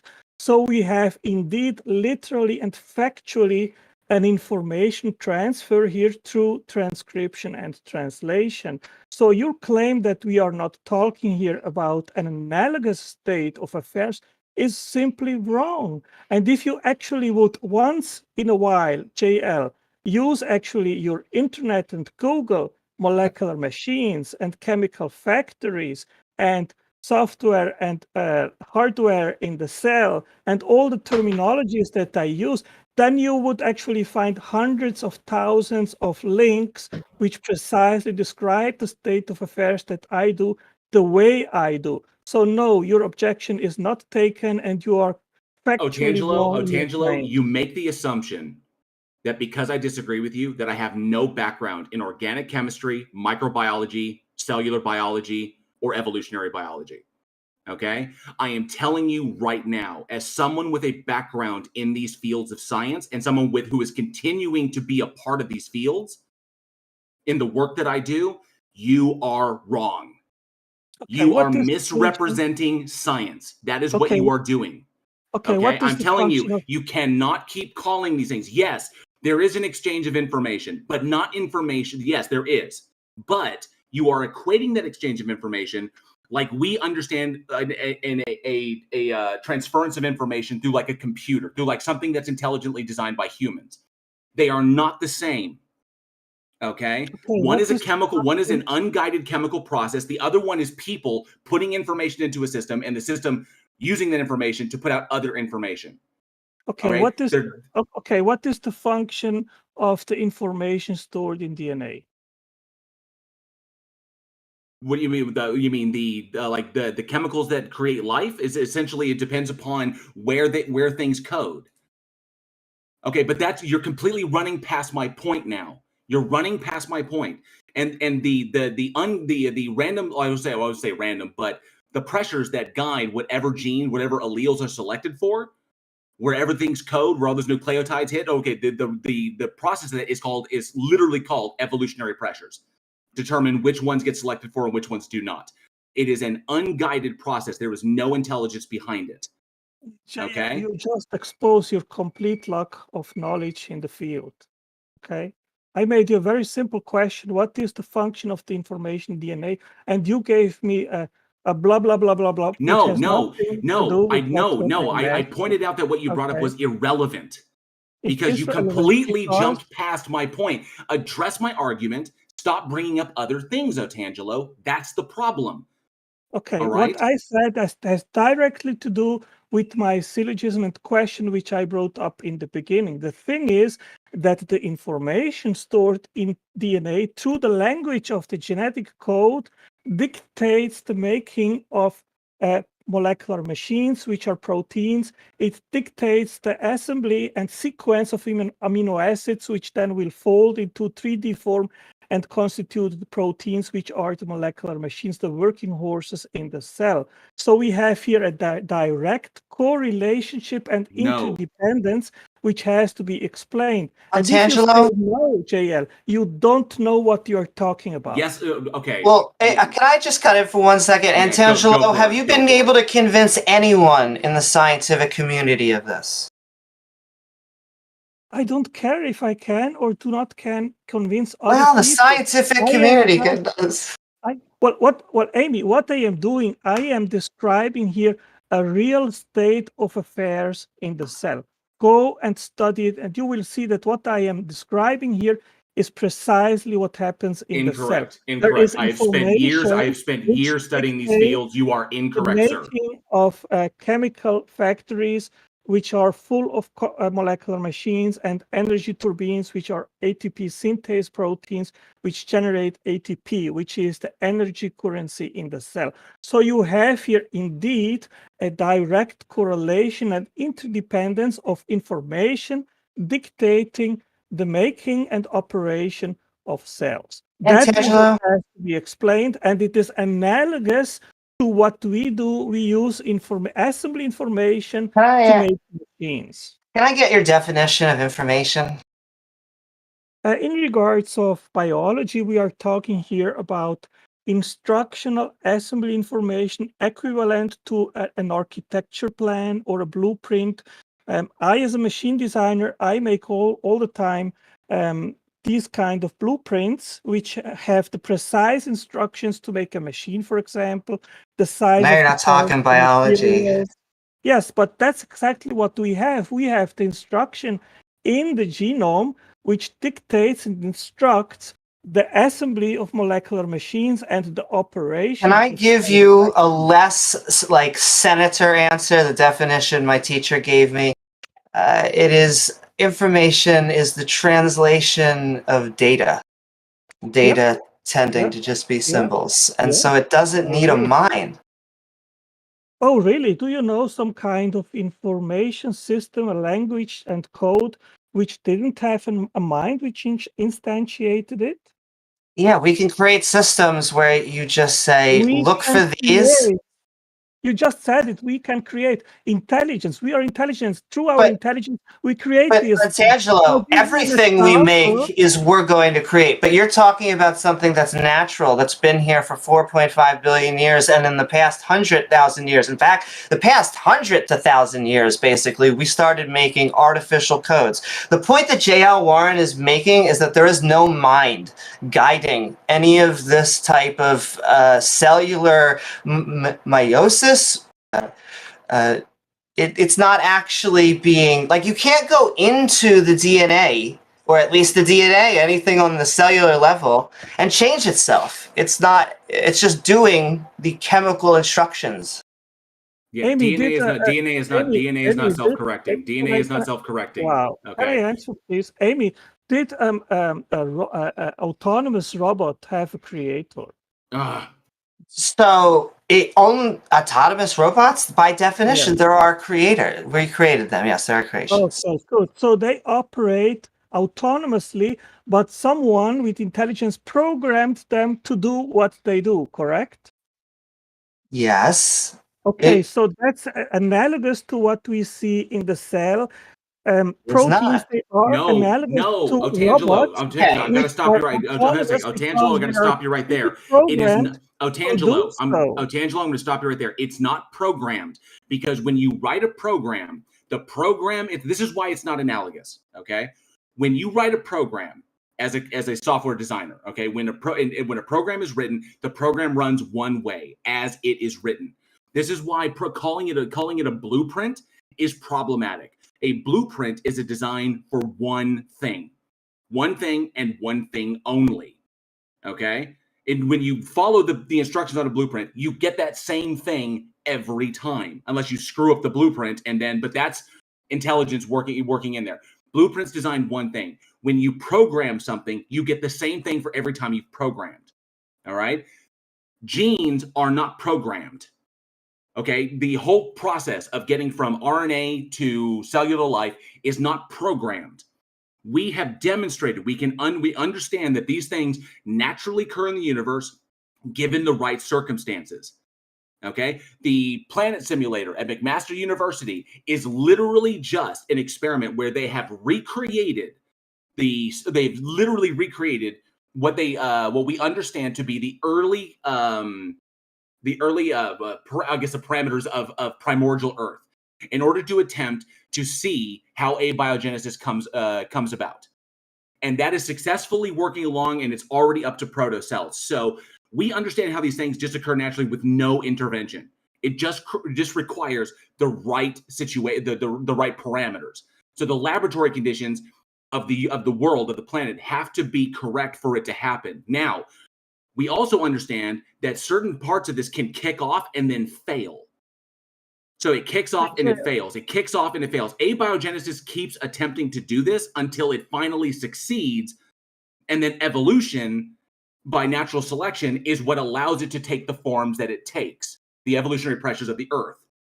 All right? Okay, JL, let me quote you here from Leslie Orgel, Prospects for Understanding the Origin of the RNA World 1993. He says a blueprint cannot produce a car all by itself without a factory and workers to assemble the parts according to the instructions contained in the blueprint. You just proved my point. In the same way, the blueprint contained in RNA cannot produce proteins by itself without the cooperation of other cellular components which follow the instructions contained in RNA. Now, here is the interesting thing. Otangelo, let me respond to that. I didn't Otangelo, finish. no, Otangelo, stop. Otangelo, stop. No, let me yet. respond to that. No, because you've already gotten something wrong on that. You literally just proved my point. Because RNA synthesis is not a blueprint. It is a chemical interaction. All right? There's no blueprint there. These chemicals interact and they have results. So much like chemistry, throwing magnesium into water, there is a chemical interaction between those two, between the magnesium and the H2O. That is a naturally occurring thing. If there is water in the universe, wherever, and there's magnesium in the world, or to take cesium, for example, okay? If the cesium touches the water, like a cesium meteorite strikes an ocean, there will be a chemical reaction resulting in an explosion. This is a naturally occurring thing. Cesium comes about naturally, water comes about naturally. And if the two interact, there's a chemical interaction. The same thing goes for the chemicals that are involved in the production of life. Sorry, I almost misspoke there. Literally in the result of life. Okay, it's chemical interaction. There is no blueprint. These chemicals come together under the right circumstances, and they interact, and they result in what we now see today. That is what we're talking about. You're calling it a blueprint. There is no blueprint because the formation of what we see from basic cellular, from our humble origins to what we are now is a result of the pressures of the environment, determining, depending upon what those pressures are, which alleles will be repeated to the next generation. And that process, that change in morphology and the speciation, that whole process is what we call evolution. Okay? So there is no blueprint. Stop referring to it as a blueprint because there is no blueprint. And Tangelo, do you think that it was just a mind that created it 4.5 billion years ago when life started? Because DNA is still going. Do you think that God is like having every cell do mitosis, or he's helping right now? He's helping program it? Okay, let me first answer to JL. JL, okay. You don't know what you're talking about. I'll quote here Paul Davies. He asks, how did stupid atoms spontaneously write their own software? Nobody knows. There's no software law of physics able to create information from nothing. If you don't understand that DNA is a software storage mechanism through the genetic code and its language, then you don't know what you're talking about. I can't deal. That's why he made that analogy earlier. I can't deal with this abuse of language. So this is an absolute abuse of terminology, and he's still continue. I've already explained why you can't do this and why you can't draw these analogies. The analogies that are used to explain to lay people do not represent what actually exists. I've tried to explain this multiple times, and he just keeps running past it. So, and just, I just quote mine in chat. Otangelo, just you were saying, you're like, you don't know what you're talking about. Incorrect, sir. Incorrect. Okay? And you literally quoted somebody. You literally cited something that literally proved my point, and then you tried to present it as something that refuted me. And you're incorrect on that, sir. Let me quote you here, Michael Levine. Living things are not machines, updating mechanism metaphors in light of the modern science of machine behavior from 2021. He says, biology and computer science are not two different fields. They are both branches of information science working in distinct media, but with much in common. So he directly refutes your claim. And no, he doesn't. He acknowledges the analogy. He acknowledges no, Otangelo. He acknowledges the analogy, but he does not conclude that they are the same thing. These things are not analogous. These things are analogous, but they are not the same. Yeah. Okay, we can use one to describe the other, but they don't represent the same thing. Yeah. A factory producing things that we humans have created does not equate to the chemical interactions that form life. Yeah, yes, JL, we can use one because of the moving part. We can say that these processes take place and it kind of like resembles a production line, but that's not what's actually happening. I was very clear in my explanation, which completely went in one ear and out of the other. Okay, I'm done with it. At that point, JL, I think that you are a lost case. You have not. Anybody else want to engage with Otangelo? The facts which I am explaining here. Yeah, he's got nothing but ad homs at this point, so I'm done with it. I've already demonstrated to him irrefutably he could stop it that his God doesn't even exist. So, and I've already demonstrated that, and at this point he's just a deist. But even then, his argument doesn't even get you to deism, so I'm done with him. Well, so, Otangelo, nobody wants to engage with you. I apologize. Thank you for coming up. Do you have any last words?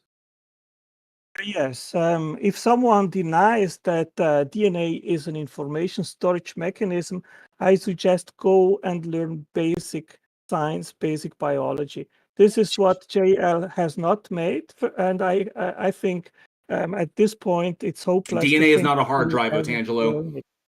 Yeah. Otangelo, can I just get like an answer on is God, is he the one who started it 4.5 billion years ago? Is he making all the meiosis and mitosis? Is he doing it all right now? Or could he change it? Are any of those questions viable to you? Yeah, I mean, the thing is that life has very powerful error check and repair mechanisms. And if they would not be instantiated right from the beginning when life started, the mutation rate would be so great that the cell wouldn't survive. It would immediately die. So that's also incorrect. So the error minimization process, you have a mutation of one mutation maybe in 1 up to 10 billion nucleotides translated. That's phenomenal. And the ribosome alone has 13 different error check and repair mechanisms. As well, in the making of the ribosome, there are also many error check and repair mechanisms in place in order for you to have a functional ribosome. Okay, so God has made it right from the beginning in a way that it will life can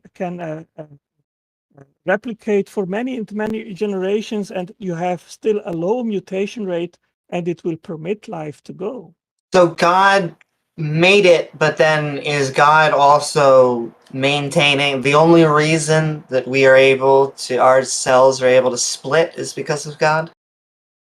Well, I think also meiosis and mitosis, that is a pre-programmed process, and you have in meiosis 16 checkpoints, and if the process isn't going right, then it is abrupted and stopped. And these 16 checkpoints, they have to be all there. If you don't have them all in place, meiosis cannot happen. That also means that everything had to be fully set up to start right from the beginning. No, unless it started and it failed multiple times before it finally had the conditions in order to get that point. Hey, so the problem is that you're thinking this whole thing occurred once, like abiogenesis or the initial formations took place one time and then everything kicked off. Okay, the very real possibility is, even though because we weren't there to observe, but we could say that these processes start and then they get interrupted by various pressures or because certain things haven't happened in a particular way. So the failure rate of this is actually quite high. You need the right circumstances and you need the right things to fall in the right place. And this is just a matter of chance. Okay, this is just a matter that as long as it keeps attempting to do it, it'll eventually find the right play, the right moment, and it will kick off and do what it does naturally. But you haven't eliminated the possibility that abiogenesis failed hundreds, if not thousands, if not millions of times before it finally got the opportunity to finally kick off and run. Okay, yeah, you're just saying that it occurred once and it happened. No, that is not the case, because abiogenesis once abiogenesis kicks off, it can't really occur again because the things that are necessary for abiogenesis to take place now become a part of the food chain for living organisms that have already arisen. Okay, so abiogenesis can happen one time, kick off, and once you have life, then it's done. Abiogenesis can't happen again because those chemicals are being reused for the cycle. However, if abiogenesis does not kick off, that doesn't mean that the initial points can't start or attempt to start, and nor this normal chemical interactions cannot keep happening and attempt to happen over and over and over again until eventually it is successful and it kicks off, and then you get to DNA and DNA self-replicates, and then you have life. Okay, we have two questions. Sorry, Go ahead. we have two questions from our live YouTube text chat, our live YouTube audience. One from Mark Reed. He's wondering why you would reference Michael Levin when you support evolution and abiogenesis. And the other question is from Beamsy. He's wondering if you can explain if pulsars are programmed. Well, the first question is, I quoted Levin because that is a very common sense. Everyone knows that DNA is an information storage mechanism. And when we are talking about that information, it is complex specified information, or I use a more colloquial word, which is instructional assembly information, because it dictates the making of proteins, and it dictates the sequence of amino acids. Okay, so this is something which is very commonly known. JL doesn't know or deny it because he knows the implicancies. But this is not the word is implications, Otangelo. And no, I am aware of it. You are misquoting this person. And the point is that they acknowledge the analogy, but they do not say that the analogy represents what's actually occurring in reality. Okay? Stop misusing people's quotes. I'll drill down the point, Otangelo. Are you using Brian R. Johnson, who wrote Self-Organization, Natural Selection, and Evolution, Cellular Hardware, and Genetic Software, that you're getting that analogy from? Are you using that to try to disprove evolution? Well, first of all, we are not talking. Is your goal to disprove evolution here? No, I this entire conversation had nothing to do with evolution. It has all to do with the origin of life, which requires all that state of affairs that we are talking about fully set up. Only then you can have life, self-replication, and evolution. So you have two alternatives here. So these analogies have nothing to do with abiogenesis. So why are you applying them? They're in regards to evolution. So why are you applying them to abiogenesis? No, they have to do with abiogenesis because you have to instantiate. They're specifically targeting evolution with what they're talking about here. The only thing here is substantiating that DNA, in fact, and literally stores information. Let me quote here Richard Dawkins. He says, after the 7th minute in a speech, can you think of any other class of molecule that has that property of folding itself up into a uniquely characteristic enzyme, of which there is an enormous repertoire capable of catalyzing an enormous repertoire of chemical reactions, and this is in itself to be absolutely determined by a digital code. Do you know what the digital code is? He is talking here about the genetic code, which is digital, and the information in DNA, which is digital. Okay, that's not what he meant by that. You're taking that completely out of context. You don't have an analogous situation in regards of the genetic code. You have a literal assignment of meaning of codons to amino acids. You have 64 codons which are mapped or assigned to 20 amino acids. This is not analogous. This is the literal state of affairs. And assigning meaning always requires intelligence. So once you can start making the testable predictions that the naturalists do, then we'll start taking you seriously. Until then, arguments mean nothing. Tried for 70 years, Tom, and they have failed to explain the origin of the genetic code. They're making progress. You're not. They make successful predictions. They make successful papers. They are you do not. Do you know what the progress is, Tom? That yes, RNA, they have demonstrated that RNA becomes asphalt. I don't care. They make predictions that are correct. You do not. Let's move on. Yes, the correct prediction is that RNA becomes asphalt. Thank you for coming up, Otangelo. We do appreciate your time. Okay. Have a good one, man. I will point out before we move on to the next person that when I last had a conversation with him in Clubhouse, because I went into that place, I presented the evidence for him that the Abrahamic Christian God does not exist, and he like literally broke it down for him, to him and a number of other people that were in that room, and he didn't have an argument for it. He couldn't refute what I said. He couldn't shut it down. As a matter of fact, he just like walked away. So I was hoping that we would eventually get to that, because I was hoping he would bring that up, but he just went back to the old tropes. But I want him to present an argument for some sort of evidence that knocks down the evidence that I presented to him. Thank you. I've been invited to speak. Sorry, I was arguing with someone in the. Hang on for one moment. chat. Go ahead. Are you done, Jell? Or Yeah, I'm good. cool. So, All right, Jupiter, kind of you've what I been was waiting hoping for to get from Otangelo, what we didn't get from Otangelo. So. I've been waiting for a while, and I'm agnostic, so I'm asking the same question myself: does a God exist? And I think it's possible, but I don't know. And I don't think there's any way for us to prove it, because we live in, let's say that God created the universe, or let's say it was the Big Bang, whatever the fuck you want to call it. Sorry if, excuse my French. If God does exist, then he or she or it or whatever exists outside of this universe, right? Like, if I build a computer, then obviously I'm not inside the computer because I built it. I'm outside of it. So there's no way to prove something that's outside of our realm of perception. You can't prove it. You can try to reason to it, but you can't prove it. You believe in Santa? No. Damn, look how easy that was. We made atheists, ladies and gentlemen. But yeah, possibility and impossibility both have to be demonstrated. So it also... It's like kind of so you can't really prove that God exists, and you shouldn't have to, because it's religion. That's the. I mean, there we go, ladies and gentlemen. We're all atheists. Well, it's not something to prove; it's a belief. Let me, if you don't mind, I'll let you finish. Would you let me finish? Well, no, it's just because you made a statement there, and you made a positive claim there, and there's a problem with that positive claim, because you have to differentiate between like what the God is. So if you're just talking about like unfalsifiable deism. So just like deism in and of itself, like just a sufficiently powerful enough entity that kicked the football in the universe and then pissed off with no evidence of its existence left behind. Sure, that can't be proven nor disproven. That is an unfalsifiable hypothesis for everything that we observe today. And sure, you could hold on to that, for whatever personal reasons. But you would not be justified in saying that is true about reality.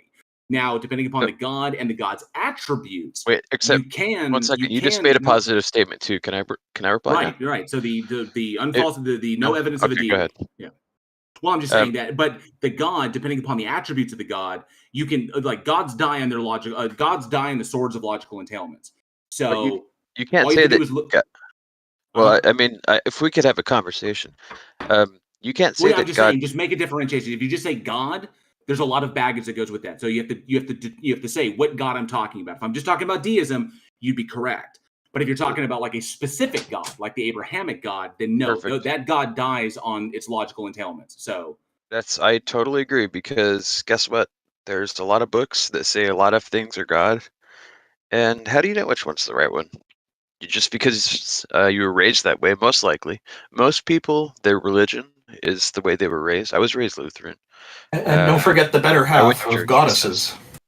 And goddesses, yeah. And like the Greeks were raised to believe in a bunch of gods, a pantheon. Same with the Romans, same with pagans. So we were all raised to believe these certain things, and that's why we believe them. But can you say, does a God exist?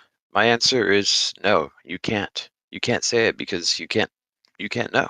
Oh wait, are you saying you are not convinced that God exists? Yep, that's exactly. All right, welcome to atheism. That is the definition of atheism. You're an atheist. No, atheism is when you're saying, I believe that God does not exist. That is strong atheism. I don't know if God does exist. Some atheists do ascribe to that, but atheism fundamentally just means you don't believe. And people who do hold that position, that there are no deities, are part of this demographic. That's how it is. So the definition that you're using there, you're limiting the scope and excluding people like me from atheism when you do that. Jupiter, what would you call somebody who says, I do not believe that any gods exist, or I do not believe that any gods exist? There's lots of different terms for that. I would call that, if you say, like, if I were to say there is no God, That's I atheist. feel like that's a different statement, though. If I would say, is there a God? That's agnostic. Agnostic. If I would means say you don't there is a know. God, that's deist. Agnostic. Okay, we don't need to go- agnosticism, because I'm also agnostic, means that I don't know whether there's a deity, and that's fine. But belief is more of a psychological state where knowing is more of epistemology. So I'm in both of those camps, and it sounds like you are too. I think we are. Yeah, I think we're on the same page here because I think it's possible. If it is, then I have no way to prove it, but I also can't disprove it. So it's an infalsifiable hypothesis, basically. There is some confusion with the terminology because philosophy of religion pundits are taking a particular article from the Stanford Encyclopedia of Philosophy and misinterpreting it so that they can, because they have this idea, this intention to try to shift a burden of proof or create a burden of proof on atheists by limiting the scope and excluding people like me and you from the demographic. And the person, Dr. Paul Draper, who wrote that particular article that I'm thinking of about, it talks about atheism and agnosticism, he updated it a few months ago, and he made it more clear. But that article actually doesn't say what they're claiming it says, and they're taking it as scripture, and really it's just another opinion piece article out there. If we take a look at the word itself, we can see very clearly what it means. Yeah. That's actually the way you just said it is exactly how I view it. Let's narrow things down a bit. It's just another opinion piece out there. Let's talk about is Christianity true, or is the Abrahamic God true? Is that the right one? Does he exist? Is it real? Is he the one who created the universe? No. That's a lot easier to disprove than does any kind of God exist, because we can't prove if any God exists. But can we take like a book that was written a couple thousand years ago? Well, 2 to 3, if you count the Torah, and say this is the right book. And why? Because the book says that it is, and it's really old, so we can't disprove it. Then it's kind of like, it's really easy to disprove Christianity, in my opinion. Yeah, I agree. And I wanted to jump in really quick. Yeah, go ahead, TJump. The academic definition of atheism is someone who believes God does not exist. That's not specific to the Stanford Encyclopedia of Philosophy. That's in general in academic philosophy. Atheism means I agree that. with teacher. That's philosophy of religion. I can grant you that. But general philosophy is not really addressing that as far as I understand. No, For Randolph, me, in philosophy, in academic atheism philosophy, is there is no God. one sec, Jupiter. Stop talking. Stop talking. Okay. In academic philosophy, in every branch of academic philosophy, the word atheism definitively means the belief there is no God, with very few exceptions. That's exactly we're spot on. Yeah, there's no consensus there on that. We'll just leave our opinions separate on this one. I think. I'm very well educated on this. There is a consensus on this. Steve McRae is correct when he says in academia. Sorry, who? It is Steve McRae. No, he's an idiot. Let's not go there. I agree he's an idiot, but he's right on this point. No, he's actually wrong on this, but I'm not going to get into this with you, T-Jump, on here. It's just Steve McRae is a very bad reference to use on this, and we're not going to go there. You are wrong. Randolph, you are wrong. I am academically trained in this field. You are wrong. Hold on. Randolph, T-Jump was nice enough to explain what atheism is. And so I'm curious to know, T-Jump, what would be your definition for agnosticism? What is my definition? So, or what do you think is the academically accepted definition? I guess the academically accepted definition of agnosticism is someone who doesn't take a position on whether God does or does not exist. All right, thank you. That's I agree. I agree with that. And so it is like if you just talk to like Oz, Modis, Ramses, or what's his name, the other Alex Malpass, and you ask what is the philosophical definition, or what's his name, the other big atheist philosopher. I'm tired. I don't know. Right now. Starts with the G. Graham Oppie.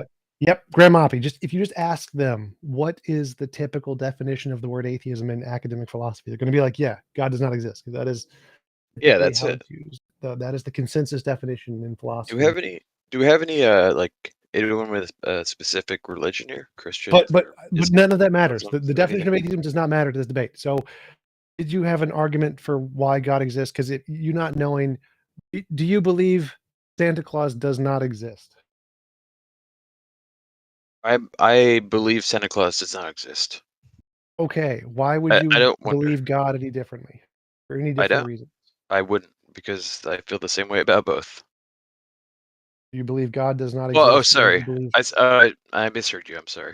Well, because Santa Claus would technically exist within our universe, and like, you would see him, right? He's real. He's here. You could see him. God could be someone No. who exists outside, so they're different. One is inside the universe, and one is beyond it. I can see the Santa tracker on the news. I also want to take a pot shot at this. The creator can never mess with the creation. First of all, I feel like if we're already knocking things off what an all-powerful being can do, then they're not very powerful. But we can interact with, like, you could get really silly. You could say, I could put my hand inside the computer, and so technically it's in there. Or you could say, well, that's not actually interacting. Well, there are ways to interact with the computer. That's why we create parables like our mouse and our keyboard and the operating system to kind of be a link between them. It's actually, I mean, it's almost our goal is to have an interaction with our creation, and the fact that God is unable to do this, I kind of see as at least a failure on specifically an all-powerful God who wants a personal relationship. Yeah, that's where I was boiling it down. It's like, it depends upon which God we're talking about, because no two gods are equivalent or are exactly the same. Everybody has different interpretations as what their God is, whether it's the Christian God or the Jewish God or the Islamic God, or you go into anything else as different gods. So that's why I was hoping to find it. So you got to look at what the God entails. Like, if this God exists and the God has specific attributes, I just say, what are the entailments of his attributes, and what do we expect to see if this thing actually exists? I just want to get back to Jupiter's comment. I let TJump go ahead, but I want to get back to Jupiter's earlier comment. Go ahead, Jupiter. One sentence. There's 1, 2, 3, 4, 5, 6 of us talking right now. Taco said a couple things, but it's mostly the 5 of us. I think we're all kind of on the same page. So should we get Jupiter, a theist in here? Jupiter, like a Christian or Muslim? No, Jupiter. The way this stage works is that you're our guest, and so most of our guests are theists. Once in a while, we get an atheist, agnostic, or somebody like this, like yourself. Now, you were talking about how the Abrahamic God could be easily debunked, and what I was going to say, and we went into the other topic there, which is fine, is that I agree with that. That specific deity, and I like the idea of taking them on one deity at a time, and just staying neutral until I have more information to make a determination, which I think is generally how things work scientifically and throughout the world. So for myself, the way I see it for the Abrahamic God is that it has a number of characteristics. One of them is omniscience, another one's omnipotence. It's also omnichronological. The list goes on. It's omnipresent. Just 2 of those characteristics, you can take omniscience and omnipotence, and there becomes a paradox, which makes it logically impossible for that God to be real. Because if the God is all-powerful and all-knowing and knows that tomorrow there's going to be it's going to be sunny weather here in my neighborhood, and then tomorrow rolls along and he decides to change it to rain or snow, he has now invalidated his omniscience from the day before. Therein lies the paradox. And that's why it's easy to dismiss the Abrahamic God. I'm agreeing with you, I think, here. Yeah, you are agreeing with me. Yeah. But although if there was... I wanted to address the main point here. Not one sec. Because he was responding to me. If there is an omniscient God, well, then he already knew he was going to change it from rain to snow, right? None of this matters. This is just irrelevant. Go ahead, teach me. You're not a theist. I'm not. It's rational to say like God to hear does from a not theist. exist.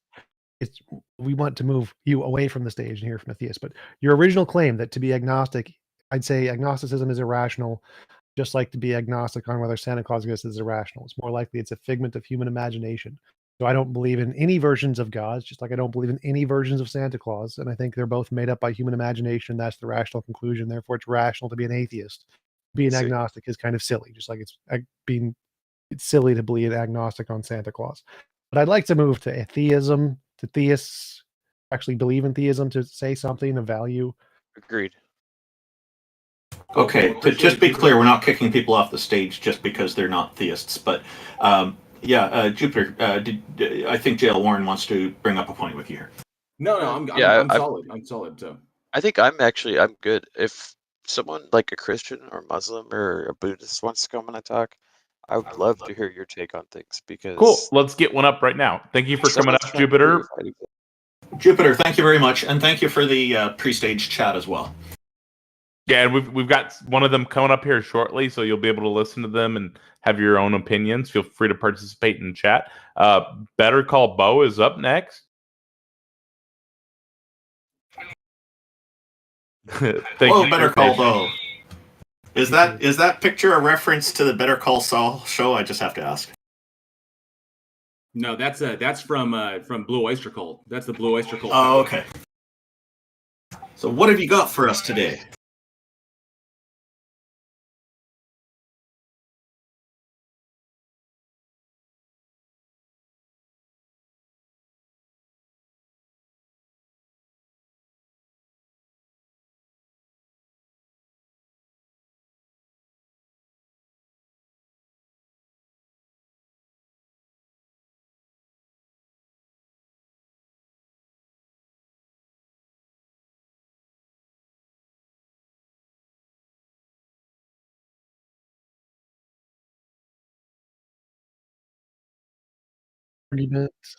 Argument.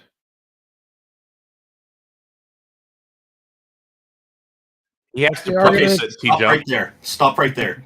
These assumptions. No. These assumptions. Better call Bo. Stop crying. Hey, you're going to make these assumptions about us. That's not appropriate here. We are asking people to convince us, and so the title says it all. We are open to this. To say that we're not is to say that we are misrepresenting ourselves here, and we're not going to put up with that. So go ahead and put your argument forward. No, it's okay. Just go ahead and put your argument forward. That's fine. Let's go. Throw down the argument.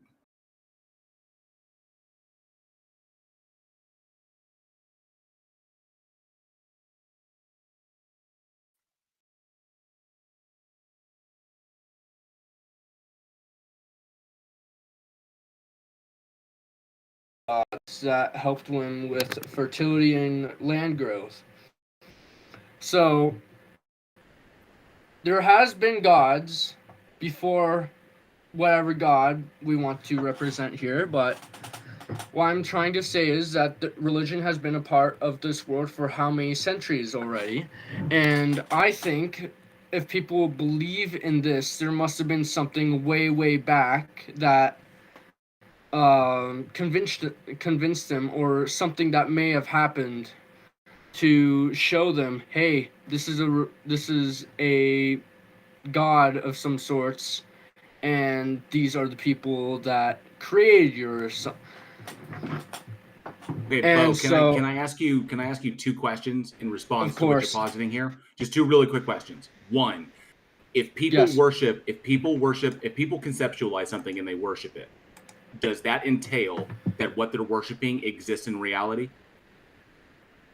Oh, we never know. We never know if it could does it or entail? could not. It's yes or no. It's yes or no. Does it entail that it exists in reality? It all depends on their faith. If they think it's based in reality, go right ahead. No, Bo, does it entail that it exists in reality? Could it not exist? Could it not exist? I shouldn't be doing this when I have 2 hours of fucking sleep. Hey, can I be taken down from the stage? I have like 2 hours of sleep. I can't explain this. Yeah, we can bring you back. We can bring you back in 2 weeks. Thank you for coming up. That was interesting. I hope he comes back next fortnight. So let's grant him that humans have had religion for 1 million years. Let's say 50 million years. Humans haven't even been alive that long. Let's grant him that much religion. 4 billion years of no religion on this planet. 4 billion. Yeah. That was going to be my next question. Is it just the fact that humans have because we see the phenomena of humans coming up with gods to explain phenomena that they don't understand in the world, does that entail?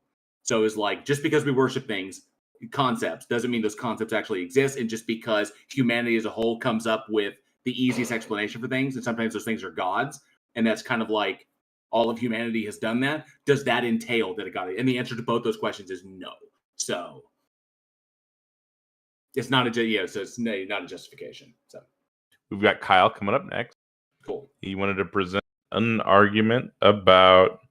This one was interesting. Yeah, I'll let him do it. Hello. Hello, Kyle. What have you got for us today? So I can't barely hear you guys, so I'm going to try and have to figure out how to get my microphone up now. You've had 2 hours to figure that one out. No, sorry about that. Do you have it something? It just suddenly stopped out of nowhere. I don't know what happened. Okay, well, we can hear you. Do you have something that will convince us that a goddess or a god exists? Yeah. So I'm gonna put my head up to the microphone. I believe that there's this man named Evan Alexander.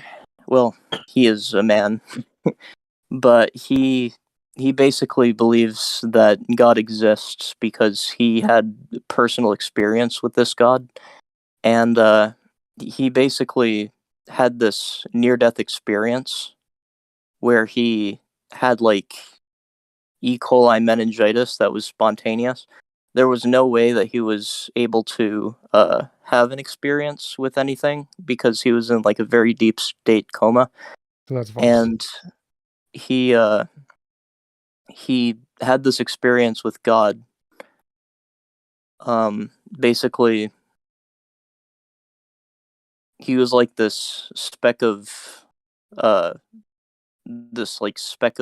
thing on a butterfly wing. It was kind of weird, kind of cool though. So Kyle, so that's an anecdote. A person's personal experience is anecdotal because they're relating what they felt or they're relating what they have perceived. So that's anecdote. So obviously not evidence. Well, I think Right. his argument there is the fact that he had experience when his brain was in a state that it would be like impossible to have experience, and so he's presenting like objective evidence there, sort of. But the problem is that in those states, it's not impossible to have experiences. When you have a near-death experience and you suddenly lose consciousness, your brain is essentially like a bunch of water pipes. And if the pipes are left open such that your experiences are being saved to conscious memory, and you lose consciousness and the pipes are still in that same configuration, any sensations or degradation that happens to your brain chemistry will be saved as a conscious experience. And so when you wake up, you'll have memories that you thought were conscious experiences, but really they weren't. Really, they were things that were just culminations of your brain chemistry changing that were saved as conscious experiences. That's what a near-death experience is. It's something that happened in your brain while you were not conscious, because there was no conscious experience, but it was saved in your brain as a conscious experience because that's the brain chemistry was just open in the pathways in that way. So that's all it was. That's all near-death experiences are. I'm very familiar with Evan Alexander. He's a very prolific neuroscientist who works in this field. His stories are well documented. All of this is fully explained by natural phenomenon. NDEs are in no way considered reliable sources of evidence that your brain can be conscious outside of a physical state. It's just not evidence. Okay. I'm just thinking like, see, we have levels of consciousness that are more than just our senses. I'm just kind of curious as to like where that like our understanding of ourselves goes when we die. Like, do we just become nothing or dirt? Yeah. Go to the same place you did before you were born. You didn't exist for 4 billion years before you were born, and after you die, you will cease to exist. Yeah, I'll be honest. I I really thought I was more prepared than I really was. I think I'm gonna kind of just. Well, let me just say, Kyle, that thank you, first of all, for just being open and honest with your answers. But I also don't want it to lead to like a certain type of nihilism, because yeah, we can still find lots of value and meaning, and it's why it's about the journey, and I guess not the destination. Right. And Kyle, if you'd like to join us again next fortnight, you feel free to make some notes and put some things together. Maybe a point form list of things that you think would be helpful, and present them. We'll be happy to hear from you again. All right. Thank you. Yeah, thank you for joining us. See you later. Thank you for coming up. Like the Ben Shapiro, the comical Ben Shapiro image as well. Yeah, I noticed that too. We've got PTOWN up next with the same image as that other guy.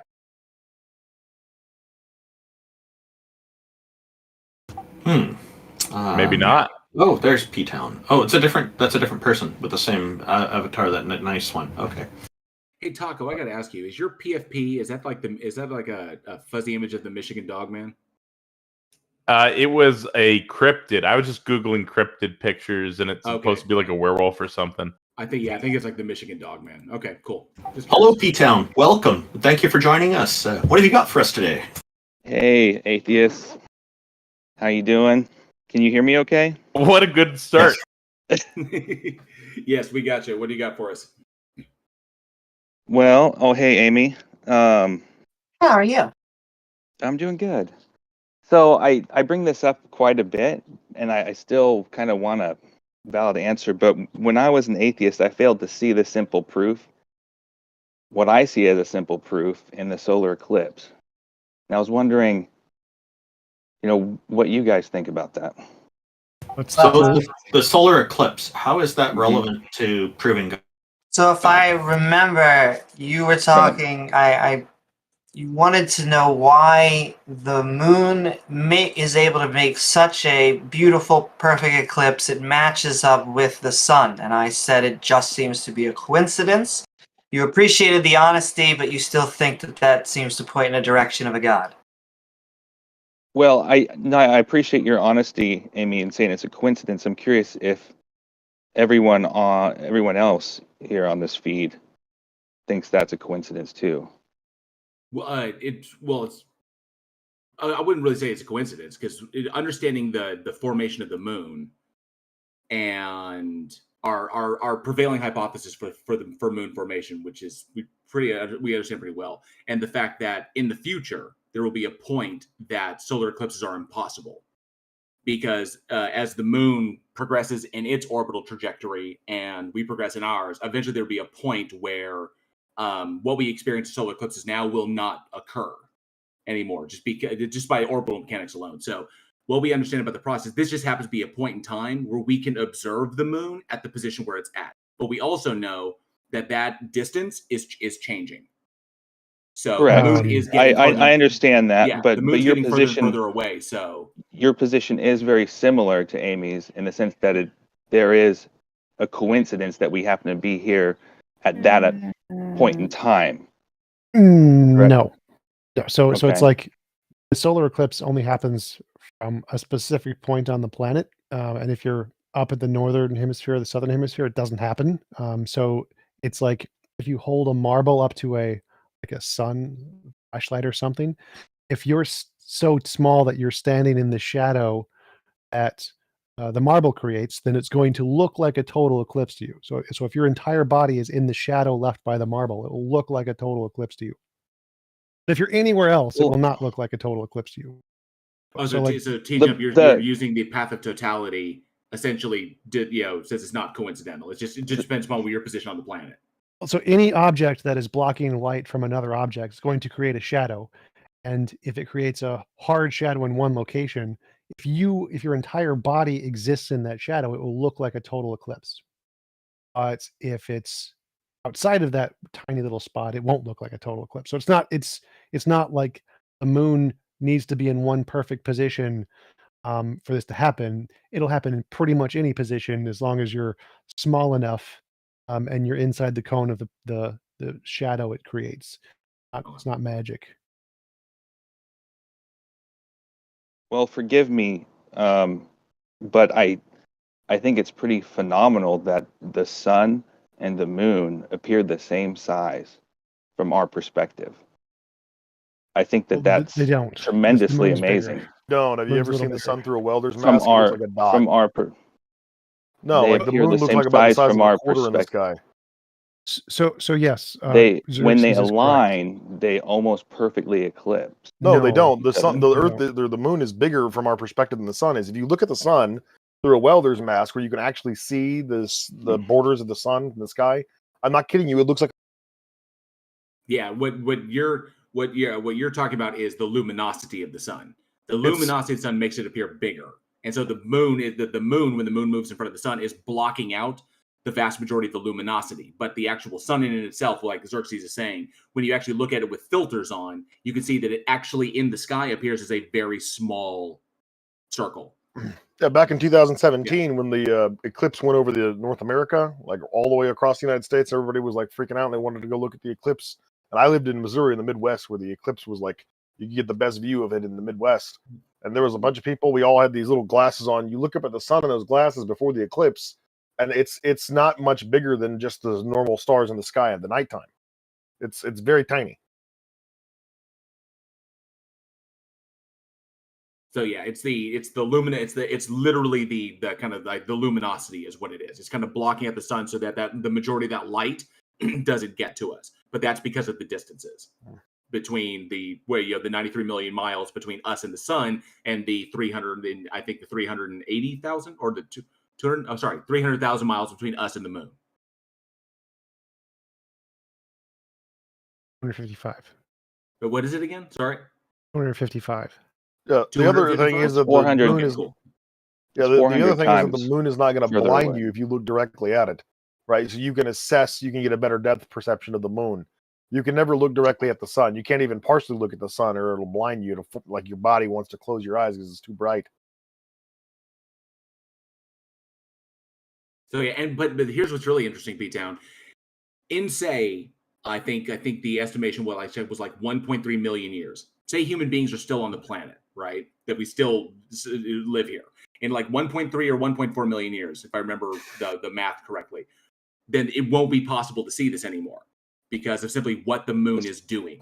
Because the sun's moving away an inch. No, because the moon is moving away. Oh, sorry, that's what I mean. Yeah. So because of that, eventually we won't even have solar eclipses. So that's a brief period in time, cosmologically speaking, that this can actually occur. Right, and I guess what I'm really fascinated with is that we're talking about something that's not relevant to what my point is. I mean, I think we're talking about how it's not going to happen in the future, rather than what we observe today, something that God made for us to clearly see, something amazing and beautiful, like a key that fits into a door. Like this, this is obviously something God made. No, but you yeah, see it also in the gives us moon. cancer, bro. Like, I mean, No, an eclipse, guys. Like, let's get on the same we addressed point. that. We addressed that. It's not. It is not perfectly aligned. The moon is bigger by a decent margin. It's not perfectly aligned. Well, It can will I be perfectly can I aligned. eclipses were can I object times that? of great Because panic. But like my guy, historically speaking, when you look at like the way that religions thought of eclipses, they thought that God was punishing them for something, right? These were instances that enticed child sacrifice. They were never really seen as like a good instance of God being happy with you. They were seen as a punishment because he's taking the light away. Well, let's This stay on isn't something we topic here. think of it as majestic because we have like modern science to understand the fact that this is just like a natural occurrence and it's not going to hurt us. But they didn't, right? So if you think that God orchestrated eclipses for the purposes of us enjoying the majesty of celestial events, well, I mean, either God's a buffoon and didn't think that through very far, or it wasn't. That's not the reason why eclipses happen. Well, he did that so we're without excuse, and we're supposed to know that there's a creator. But let me. P-Town, that's begging the question. I don't know So what you're begging the predicating all this question on is. you're but- predicating. You're assuming that the God exists in order to do this. You haven't demonstrated that the God exists. So you're Well, let me- assuming it exists in order to do this, which means you're begging the question. So you're predicating all this on a logical fallacy. Basically, your conclusion has to be true in order for one of your premises to be true. Okay, can we cover one thing real quick regarding the size of the moon in relation to us, the size of the moon and the sun? When it comes to solar eclipses, there's two types. When the moon is further away, it eclipses the sun fully, so we see a corona, right? Or we see kind of a ring. And then when it's closer to us and it's eclipsing the sun, then we see the corona. So it's almost perfectly the same. And I think you would agree that the sun is 400 times larger than the moon, at least the circumference of it. And it's 400 times the very first further thing away. I said was if you look at the shadow, there's the umbra and the penumbra. There's the different kinds of shadows the moon creates when it creates an eclipse. It does not cover the entire planet. It does not happen. There are parts of it that is not hit. So if you go to this is where you're not getting it though, because it's not for the Earth. It's for your eyeball. It's for your brain, for you to see. For you to see it. That's what God did. Not everyone on Earth will see a perfect eclipse, which means the moon is not perfectly aligned to block the sun. It fails to do that. Right, and eclipses because their brains aren't aligned at that Oh my time. God! Remember, the 2017 eclipse could only be seen from North America. If you were in England, you would not see the eclipse. What is your point? That's irrelevant. I saw the eclipse. I was there. My brain was aligned with the moon and sun. I'm doing this. My turn. My turn. So go for if your argument was correct that God aligned the moon perfectly with the sun to create a perfect eclipse, he could have done it so it would eclipse the entire planet. For everyone on the planet would see the eclipse. That is false, which means the moon is a little bit too close to Earth to be a perfect eclipse. It is failed. It means if God tried to make a perfect eclipse, he messed up. He did a dum-dum and it didn't work. So you could have made it a perfect eclipse if you put it a little bit further away or a little bit closer to make a perfect shadow on the entire Earth. It doesn't do that. It makes it. And this is what's so fascinating, if I'm allowed to talk for a second, is that this alignment, the sun, the moon, it's not the alignment between the sun and the moon and Earth for everyone to see. It's an alignment between the sun, the moon, and you to be able to see. Your eyeball. Then why did eclipses take place before humans ever walked the Earth? That is a fallacy. You want to? No, it's not. No, it's not. We can literally. I'm still going here. I can explain if you want. How is that a fallacy? Stop. I haven't stopped. I'm not done yet. So you keep mentioning me. Why do I matter? What matters is everyone on Earth. The fact that some people on Earth see an eclipse is irrelevant. Like some people on Earth, the moon is lined up to block the sun, but not for everyone on Earth. Why? I don't know why. Can I explain? I can answer your question if I can, if it's okay. If God had made it the way that you're describing it, which you're claiming would be better evidence for him, then we couldn't observe solar eclipses the way that we do now. He wouldn't, because we wouldn't be able to see it. If it encompassed the whole Earth, so everyone could see it, they wouldn't be able to see the corona, and they wouldn't be able to see the ring. Yes, they would. They would still be able to see that. Well, you know, maybe you're right, but you'd have to prove that. PTOWN, geometrically speaking, we live on a sphere, so there would be no way for the moon, which orbits the Earth, and the sun, which does not orbit the Earth, to perfectly align regardless. God would have had to create us as a flat disk with a dome on top for that observation to be possible. But of course, all our other observations about the sun and the light that it shines on our planet and where at certain points you can be and see the same angle of the sun indicates to us without a doubt that we are not on a flat disk. At the very least, that the sun isn't orbiting us. I mean, most of our observations would be impossible if that was the case. So this what you're arguing for is like a really weird rhetorical teleos, right? You think that there's some purpose behind this, that it was meant for us to enjoy. As I already stated, the overwhelming majority of people throughout history were filled with panic and terror when eclipses happened. The only reason why we like them and think that they're cool now is because we know why they happen and we know we're not all about to die. When people saw them 1,000 years ago, they thought the world was ending. I mean, heck, you keep trying to go off to a philosophical argument. I'm trying to define a There's fact literally here that eclipses exist, and you guys P-Town. deny that. No, P-Town. What? P-Town. Pretty Then much. We're not P-Town. denying that. P-Town. Then Amy, why did eclipses you occur? chime Then why in did then here. why do eclipses occur? Why did eclipses occur like millions of years before humans ever walked the earth? And why do eclipses occur on planets with no life on them? They don't eclipse on They other do. planets They do. like There we are do eclipses. here. There are And eclipses I'm a on young Earth Mars. Like, creationist. I don't if believe you in were standing people on Mars, millions of if you were years standing ago. on Mars, P-Town, if you were Holy standing on crap. Mars, you could witness an eclipse. But there is no humans on Mars. Why are eclipses visible from Mars when there are no humans on them? Okay, There's so something TJump special about our eclipse TJump just compared to shared that. an image with me, and so I posted it in Heathen Hangout and pinged all of you.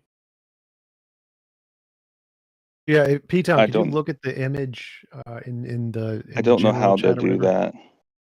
that. I don't know how to do that for my phone, and I'm out. What is it Okay. of?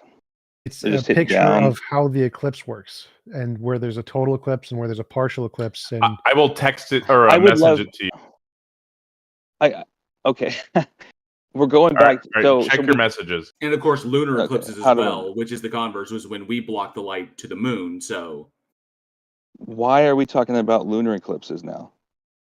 we're not. because This it's is a picture of a solar it's the eclipse. other side Here, of it. I'm It's when- scrolling down into the chat here, I think. Can you still hear Because- me while I back out like this? Yes, Yeah, we can still hear because you. there is a solar eclipse when the moon is between us and the sun, and then there's a lunar eclipse when we are between the sun and the moon. The lunar eclipse is just irrelevant to his argument. That's Oh, okay, but I Yeah. still would like an answer to the question. But can I Then why were answer your eclipses? question Why did regarding eclipses? Then why did eclipses take place before humans ever walked the earth? And we understand, we know that these occurred because we can track backwards with understanding orbits. We can track back and say there was an eclipse here, there was an eclipse here, there was an eclipse here, and here were the path of totalities. There were eclipses when there were dinosaurs on the earth. Okay. Can I answer two of them real quick without being interrupted? Well, also there's that one, and I'll answer that. why do eclipses occur and are visible from Mars and other planets I'll with answer moons? both if I can and- talk. And other planets with moons when there's no humans on them. I can answer both if I can Okay. talk. Okay. So regarding the millions of years thing, because the moon's moving a little bit away each year, and when you extrapolate that backwards, millions of years ago they didn't exist. Well, again, I believe in the Bible, so it's irrelevant to me that millions of years ago, God made that. Question. To answer your, okay, You're fucking wrong. Okay, but that's a different conversation. Okay, we're No, going it's off not on a another. different conversation. Let me answer the You're next trying one, to and then you argue guys that can the bash on existence me. of eclipses Sure, in some sure. way indicative of God. Sure. It's Tell not. me why eclipses are visible on other planets when there are no humans on those planets. What I'm saying is they are the other. Like, put yourself on Mars, for example, and Okay. in an eclipse. Okay, that eclipse, assuming that you're able to do that.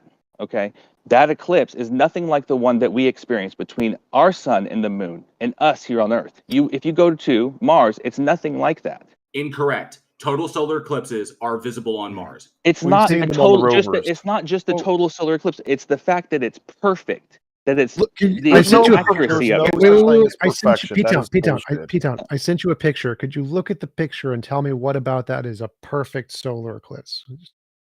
What the hell does perfect even mean? Why don't we get him to define that word? Because he looks like he's just throwing it around. I have no Perfect idea means because whatever what he we thinks looks pretty. Fine, because maybe what we observe is not what is detailed out by degrees. Like you said, if you filter everything and you filter the light down, they're so far from perfect. Do you see the picture, P-Town? I'm looking at it for it in the. Do I go to announce? I don't know where to go for messages. Someone messaged me on here. Yeah, I sent you a message. If you go to like the three lines thing, usually in the upper Perfection is left-hand- inherently a subjective evaluation. So I don't even know how we would begin to describe a natural process as perfect. At best, we could just be saying that it does what it does. He's talking about the relationship between the size of the moon and the shadow it creates, and he thinks it's a perfect relationship. But What does that even mean, though? But will you agree that the sun the sun please is find 400 the picture. times? Find the picture, please. I can't. What's I don't going know on? where the three little Just DM it dots. to him. Just send it to his direct I messages. literally did that. Oh. What I did. I don't see three little dots on my screen. So if I go to, do I go to settings? Nope. Sorry, I'm brand new to this. Top right corner of your phone, or top left It doesn't corner of have your it. phone. It doesn't have it. Swipe to the right. Push your thumb to the right, and it'll bring over this little sidebar at the very top left corner. You're going to see a little 1 emblem, and you're going to see your direct messages from TJump. Okay. New mentions. No. Okay, I found the 3 little dots, and then I go to my message thing, and there's nothing there. Oh, here we go. Message requests. Yeah. Okay, got it. Check it out or got it. Got it. Okay. Who am I? Which one am I opening? TJump. Do you see a TJump on there? TJump. Look for TJump. Yeah, the total solar eclipse part is small because it's made for our eyes, not for the Earth, and not for everyone on the Earth at that moment in time. It's made for us to be able to see it. Oh, okay. We gotta just give warning to everyone in the audience. Do not look at a solar eclipse with your naked eyes. Yeah, that's what I was about to say. Made for your eyes, except you cannot look at it without going blind if you don't have protective coverings over your eyes, which we've only invented recently. You can look at it when it's a total solar eclipse, though, guys. No, you absolutely cannot. No, you cannot.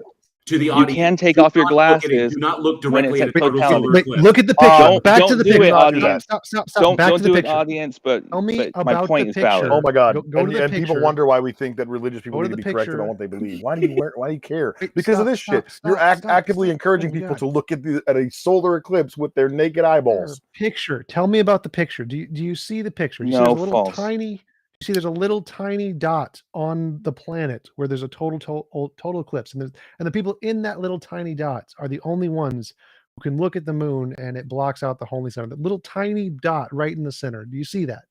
I agree with you. That's because it's made for your eye, for your brain to be able to see that God made that. Stop. The eyes of only the people in that tiny little dot see this. Nobody else sees this. Everybody else on the planet does not see this. But everyone on the planet can now with YouTube and pictures and the knowledge of it. So no matter where you move the moon, anywhere in that I don't big believe this is yellow a serious bar, argument.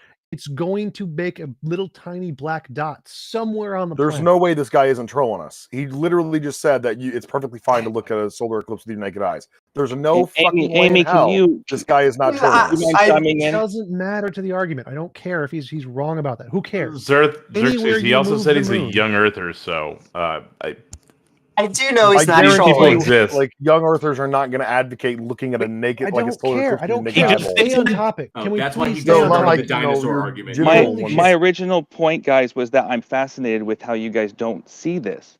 Wait. So where would you put the moon to not have somebody on the planet see a total eclipse? Because anywhere you put it in that line is going to create this. Anywhere somebody is going to get blocked and have a total solar eclipse, no matter where you put the moon. So how is this designed? Where could you possibly put it to not have that?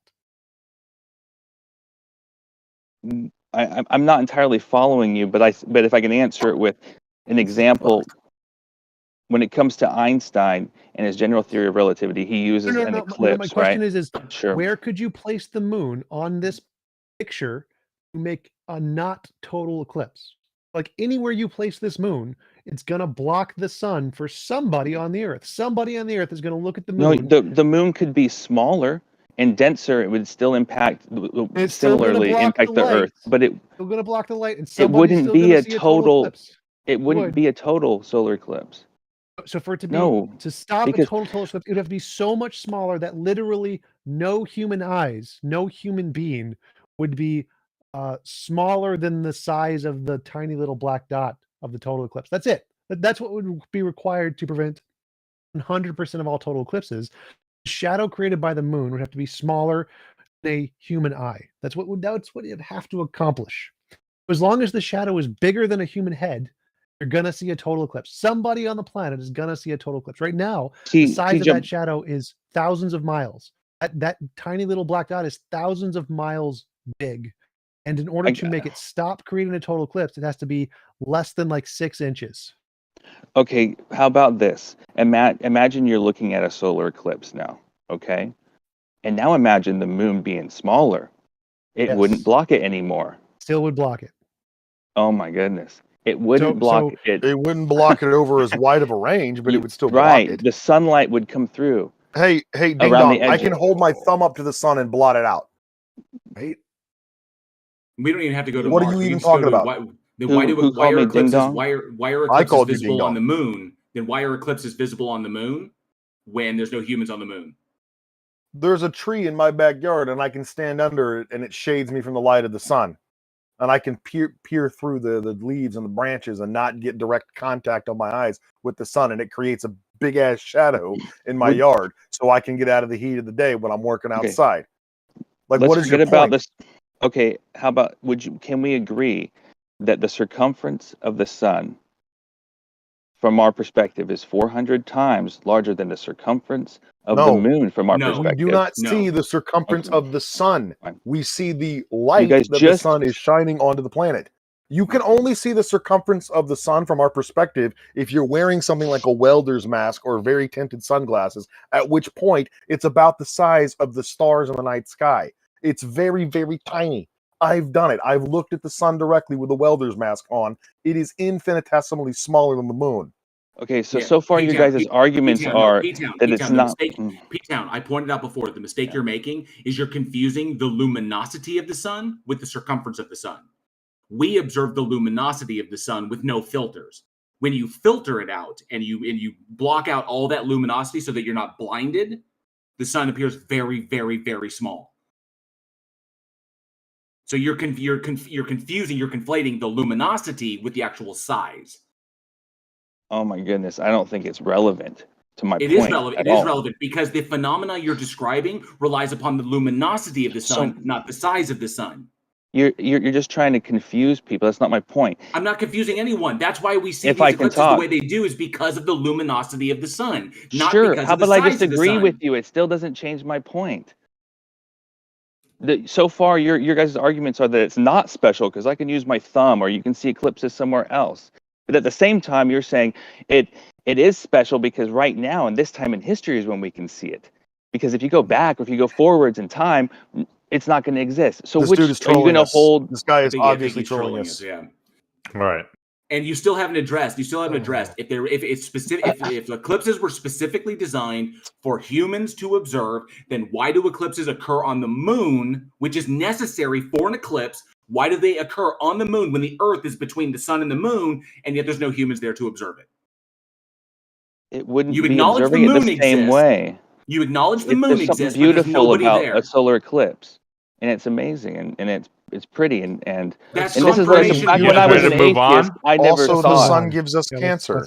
This Like, is we're gonna literal go ahead and move on. confirmation Thank you bias. for coming up. Literal confirmation bias. Yeah. So we've look, got the Umbra is 100 miles approximately. There's a 100-mile radius of where people can see a total solar eclipse, and if it moves closer or further away, you can increase or decrease that number, and somebody's going to see a total solar eclipse as long as it's greater than 1 foot. Somebody's going to be able to see it. Stupid argument. And if I remember correctly, there's going to be another one over North America in 2024, 25, or 27. There's one coming up soon here over North America. And so...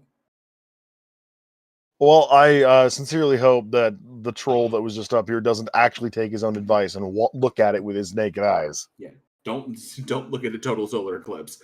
But if he does, I'd like him to come back on here and explain to us how that worked out for him. Do the Donald Trump. Well, he may not be able to. Trump. He may not be able to see the keyboard. So we've got erinyes and Q up next.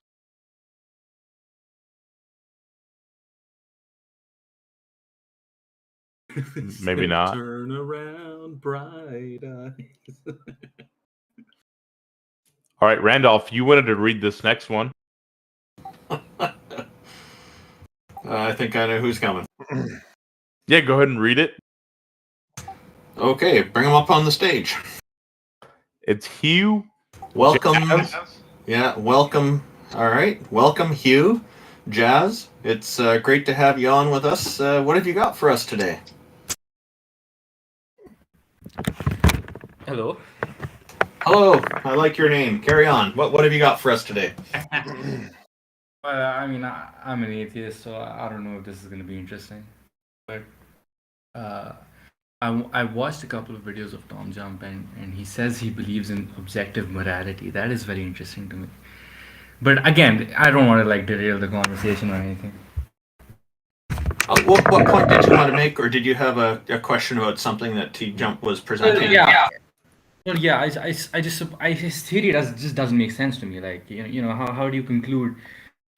Because if I get this wrong, please correct me. But you say that because of some evidence or some observation you have made about moral development in humans, you can assess objective morality from that. I just don't see how that follows. If Maybe there I is an have it wrong. objective morality and it affects people, then we should see some kind of pattern in the way it's affecting people. We do see a pattern in the way it's affecting people, therefore there's objective morality. So you think that Does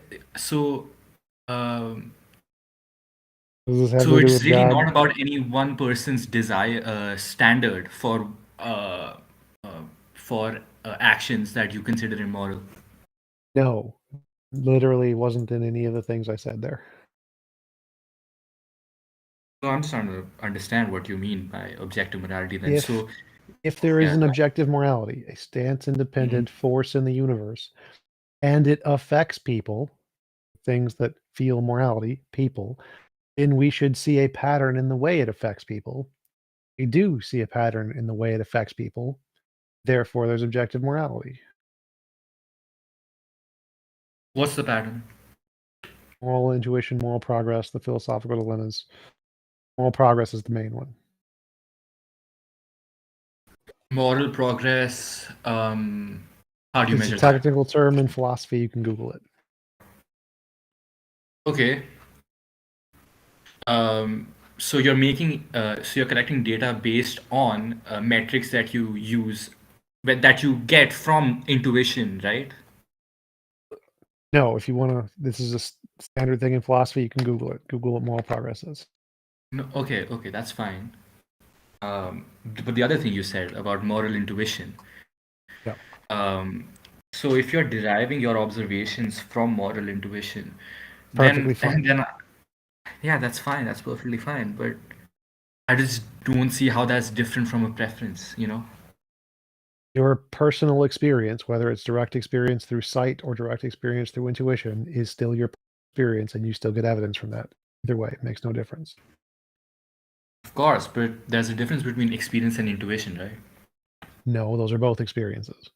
What matters is can you use that to make predictions? But again, this has nothing to do with a God. Can we move on to a God topic now? Yeah. I knew this was going to be not that important because I'm an atheist. Most academic philosophers are moral realists, and most academic philosophers are atheists. Yeah, but, most professional philosophers believe in moral realism. So go just Google moral realism, moral naturalism, learn the academic philosophy. There's a distinction between what we define morality as and which phenomenon objectively fit that criterion and don't, versus what we ought and ought not do. Right. But everybody's going to derive what they ought and ought not do from the conditions they prefer to actualize. It just happens to be the case that because we're all human beings, we all experience stimuli kind of the same way, and we all generally desire a higher quality of life than a lower quality of life. And so we observe that we should behave in a way that's conducive to a higher quality of life, not doing things like murder, raping, and stealing. But morality works on a spectrum. You work from the outside in. It's easy to identify what is obviously immoral and obviously moral from the extremes of the spectrum. The closer you get into the center, that's where disagreements come into play. It's the same thing with like health. Like nobody would deny that there's an objective reference to what is healthy and what is not healthy for the human body. Like it's objectively the case that it is not healthy for anybody to consume battery acid. But some people have different metabolisms allowing them to digest or eat certain foods. For instance, it's not unhealthy for me to consume dairy products in adulthood because I'm not lactose intolerant. It would be unhealthy for a person who's lactose intolerant to do that. So the closer you get into the spectrum, what is and isn't healthy, you get into that gray area. It's going to vary from person to person. But you go to the outside extremes, and it's not going to vary from person to person. Exercise is objectively healthy for everybody. Drinking battery acid is objectively unhealthy for everybody. Right. So you think that that's analogous to morality? Yeah. It's objectively immoral to murder people. This is a behavior which is objectively, I don't have to agree or believe that it is deleterious to the promotion of a happy, healthy, cooperative, flourishing society for it to actually be deleterious to the promotion of a happy, healthy, cooperative, flourishing I'm society. talking about the earlier part. You were talking about how it varies from person to person. People have different metabolisms, right? And that's with valid, health. you know. Right, and people are going to have So different you think- values in right. reality, and they're going to favor certain values over others. I Okay, favor so- free speech over people being comfortable in certain environments. Like, I believe that it's more imperative to defend people's right to say things, even if they upset you or you disagree. That's a with great them, example than it because is I to probably disagree create with you. a comfortable environment for people. Other people think it's more imperative to create a comfortable environment for people Yeah, than it is that's to a good protect example. people's freedom of speech. And So so it's we're going to subjective. argue and fight over that. So it's Right, subjective, those right? things are going to be subjective. Those values are going to be subjective, but And so is that the analogous to outside morality? extremes are not going to be. Yeah, I understand. So, but I'm talking about the gray area part that you were talking about earlier. So, is this part also an analogous to morality? Yeah, it would be. Okay, so you don't believe that there's a universal standard, right? Well, a universal standard and moral realism aren't the same thing. These are entirely different words. No, we were talking about objective morality. TJump has a model for objective morality. Yeah, all that means is that there is a normative standard that we can appeal to, independent of human opinion or stance, that informs the Right. way that we ought not behave in reality. I don't agree with that. I agree that if you establish a normative standard of morality, which phenomenon fit that criterion and which don't is going to be a matter of objectivity. If I define morality as that which promotes human well-being, health, or happiness, or diminishes unnecessary suffering or harm, well, according to that definition, murder is objectively immoral at that point. Okay, that's fair. So, I mean, I think I agree with you more than TJump, which I think you disagree with. Well, I mean, I have my nitpicks with moral realism when it comes to like oughts and duties, but that's a Yeah, I question think of it makes no sense deontology, personally. not ontology. Well, that's all I had. Fair enough. Cool. Thank you, Hugh. Yeah, thanks for joining us. It was a good conversation. It was a good conversation. We've got. I'm hearing an echo here. This is a good conversation. Who's next? Goliotok? Oh, and congrats, Xerxes, on getting so close, man. I saw your message. I probably just didn't reply, but Oh, no, you're fine, man. goliotok, welcome. I hope we're saying your name properly. Yeah, can you guys hear me? Yes, we We got can. What have you got for us today? Well, I do have a case for Christianity, but I think I would need some time to lay it out, right? I don't know if Do you think you could do this in is 2 a minutes? platform. Do you think 2 minutes could give us a quick overview? I don't think so. I think I would need like 5 minutes. well, how about this? So, Goliotok, you're a Christian? Yeah, Okay, and are you any particular denomination or? I'm a Catholic. Okay, Catholic. Okay, great. So, what is the argument for the existence of your God? Well, the best evidence is to explain what Christianity is and to point to Christ, right? And that's what I would do. Or if you want like philosophical, I can refute Randolph's argument. Well, Quickly. you'd have to. If you want something quick. You'd have to demonstrate the truth of Christianity. In other words, a thing. People can believe a thing or believe a concept, but it doesn't necessarily entail. It doesn't entail that concept actually exists in reality. So it wouldn't be about proving It wouldn't be about. You'd have to prove that God exists to say that Christianity, or specifically, you'd have to prove that the Christian idea of the Abrahamic God is the one that exists. You want to be convinced. If you want to be convinced, then I think so that the very how do nature you- of the narrative No, is so what is the evidence? So what is the enough. evidence or the argumentation for the existence of the God that Christianity is predicated on? Well, he said Jesus. So what about Jesus is evidence of God? Right. Okay, that's good. Well, that's one point. I would start actually with Christianity and what is the point of it all. But I can go to Christ, right? I can point to my faith that that my faith is like foretold by many predictions. It has been based upon a number of miracles. It was nourished by hope. It was increased by charity, strengthened by antiquity, confirmed by the succession of bishops. Yeah, Golio. So can I ask you something regarding your faith position? Wait. Well, no, because you brought up something very important, and what you touched on was important is your faith position. Can I ask you something about your faith for clarification? Sure. Okay, so regarding faith as a mechanism for determining what is true about reality, just real quick questions. It's just really easy yes or no questions. Can faith be misplaced in things? Yeah, sure. Okay. Can faith be misplaced in things without you realizing it's been misplaced? Without me realizing. Like you don't realize that you you realize later on. Okay, great. Okay. Can faith be manipulated by external sources like other people? Oh yeah, sure. Okay. Can faith be manipulated by external sources like other people without you realizing it? Sure. Yeah. Sure. Let's say it's how we get cults and stuff like that, like Jim Jones, stuff like that. Okay, great. So is faith, seeing how people can move denominations, people can be, go from Catholic to like Protestant, or people can go from in between different denominations. Seeing this, and these are all and the denomination you're in is predicated on your faith. Would we say that faith is predominantly emotions based? It depends on how you feel and how that denomination represents the God or the faith itself. So, no, I wouldn't agree with that. I think I'm a rational creature, right? I can. Well, it's true. That's true, but if all of a sudden Catholicism took a stance, give me a sentence, bro. Give me just one sentence. But if Catholicism took a stance all of a sudden that you did not agree with, and say, no, that doesn't represent what I believe, would you not then be justified? That's impossible, because I'm 100% certain that Jesus left his authority, right? That's irrelevant. No, it's irrelevant. It's irrelevant. If all of a sudden, can people change denominations?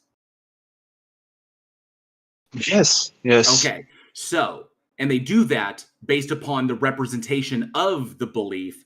They say this faith, this denomination no longer represents what I believe, so therefore I change to a denomination that represents what I believe. So, given that there's many reasons, right? Yes, but Golio, because given that faith, Golio, stop. Given that faith that we've determined by your answers, given that faith is predicated on how people feel, given that it can be manipulated by external sources without your knowledge, given that you can misplace it, not even realize you've misplaced it until later on.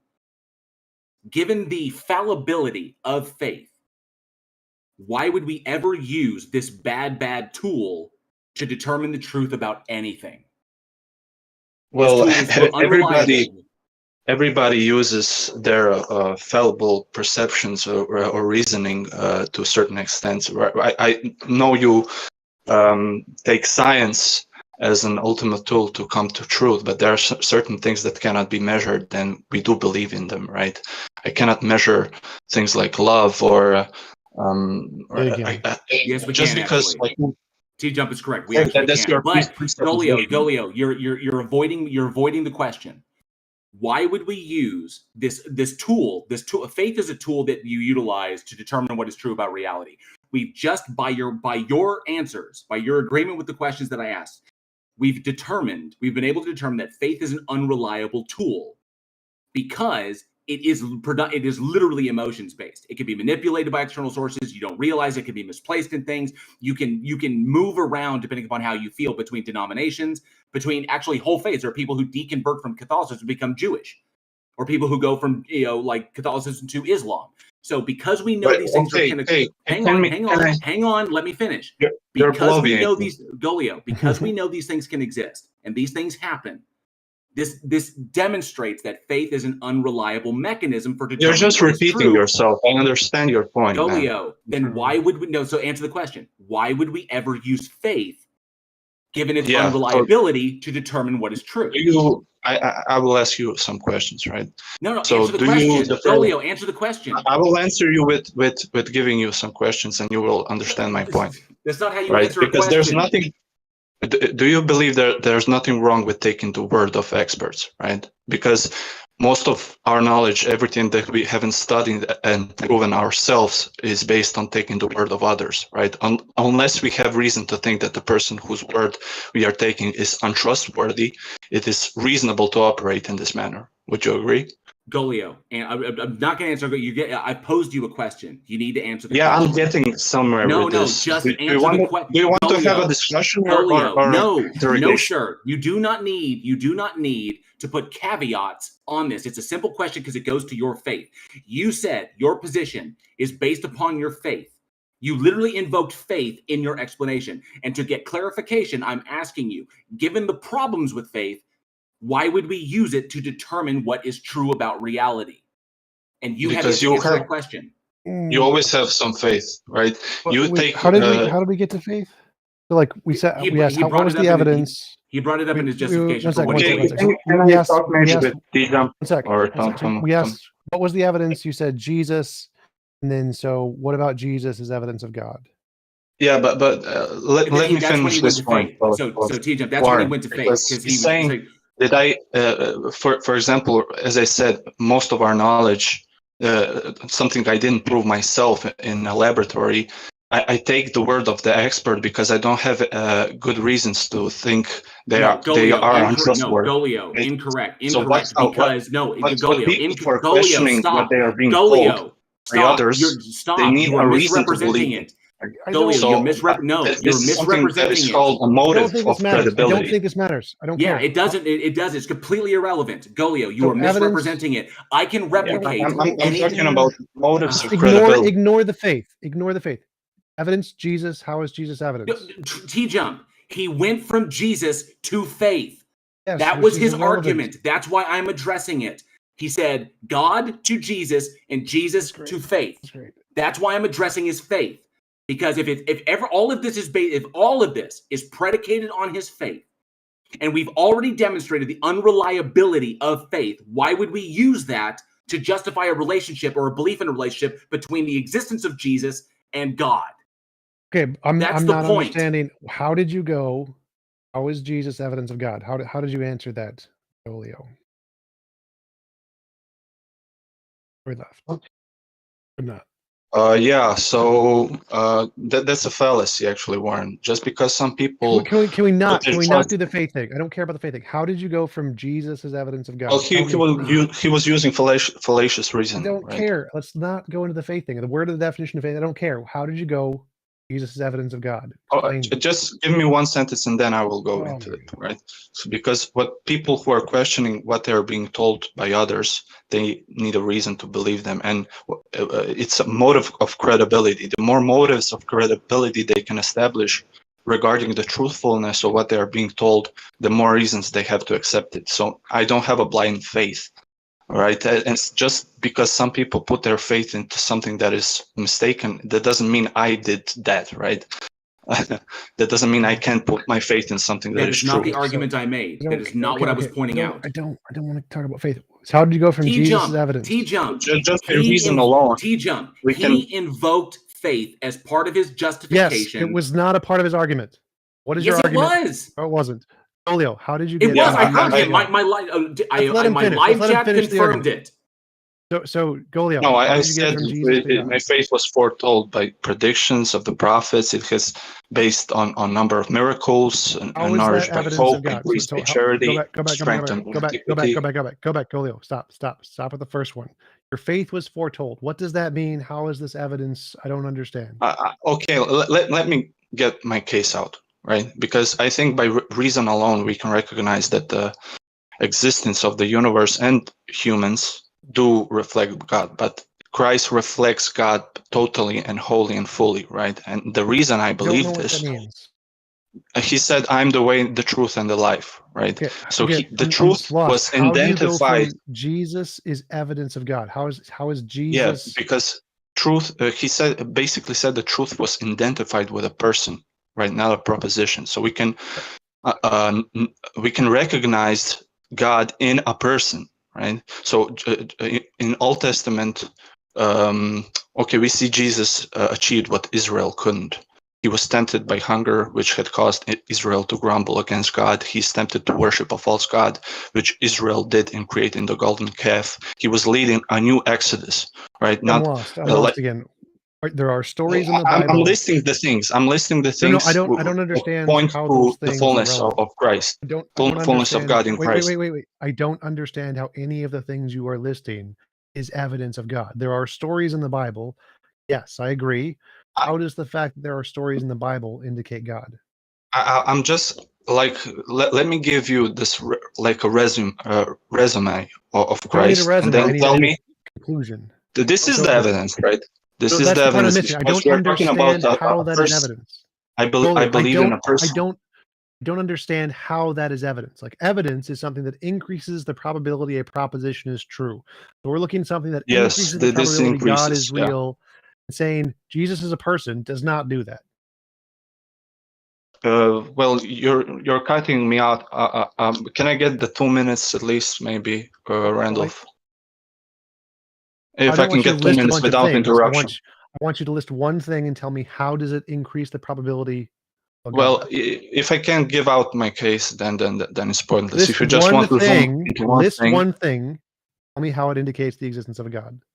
I want to give the resume. If I can't do it, give your best. Give your best. Your number one thing. Let's all give him the 2 minutes he needs, and let's hear the argument. Let's not. So yeah, let's ask him to give one thing.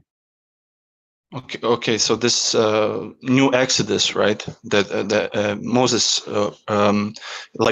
Jesus is the new Moses, right? So, but this time is not from a political tyrant whose armies are drowned in the sea. It's from sin and death, which are destroyed in the waters of baptism.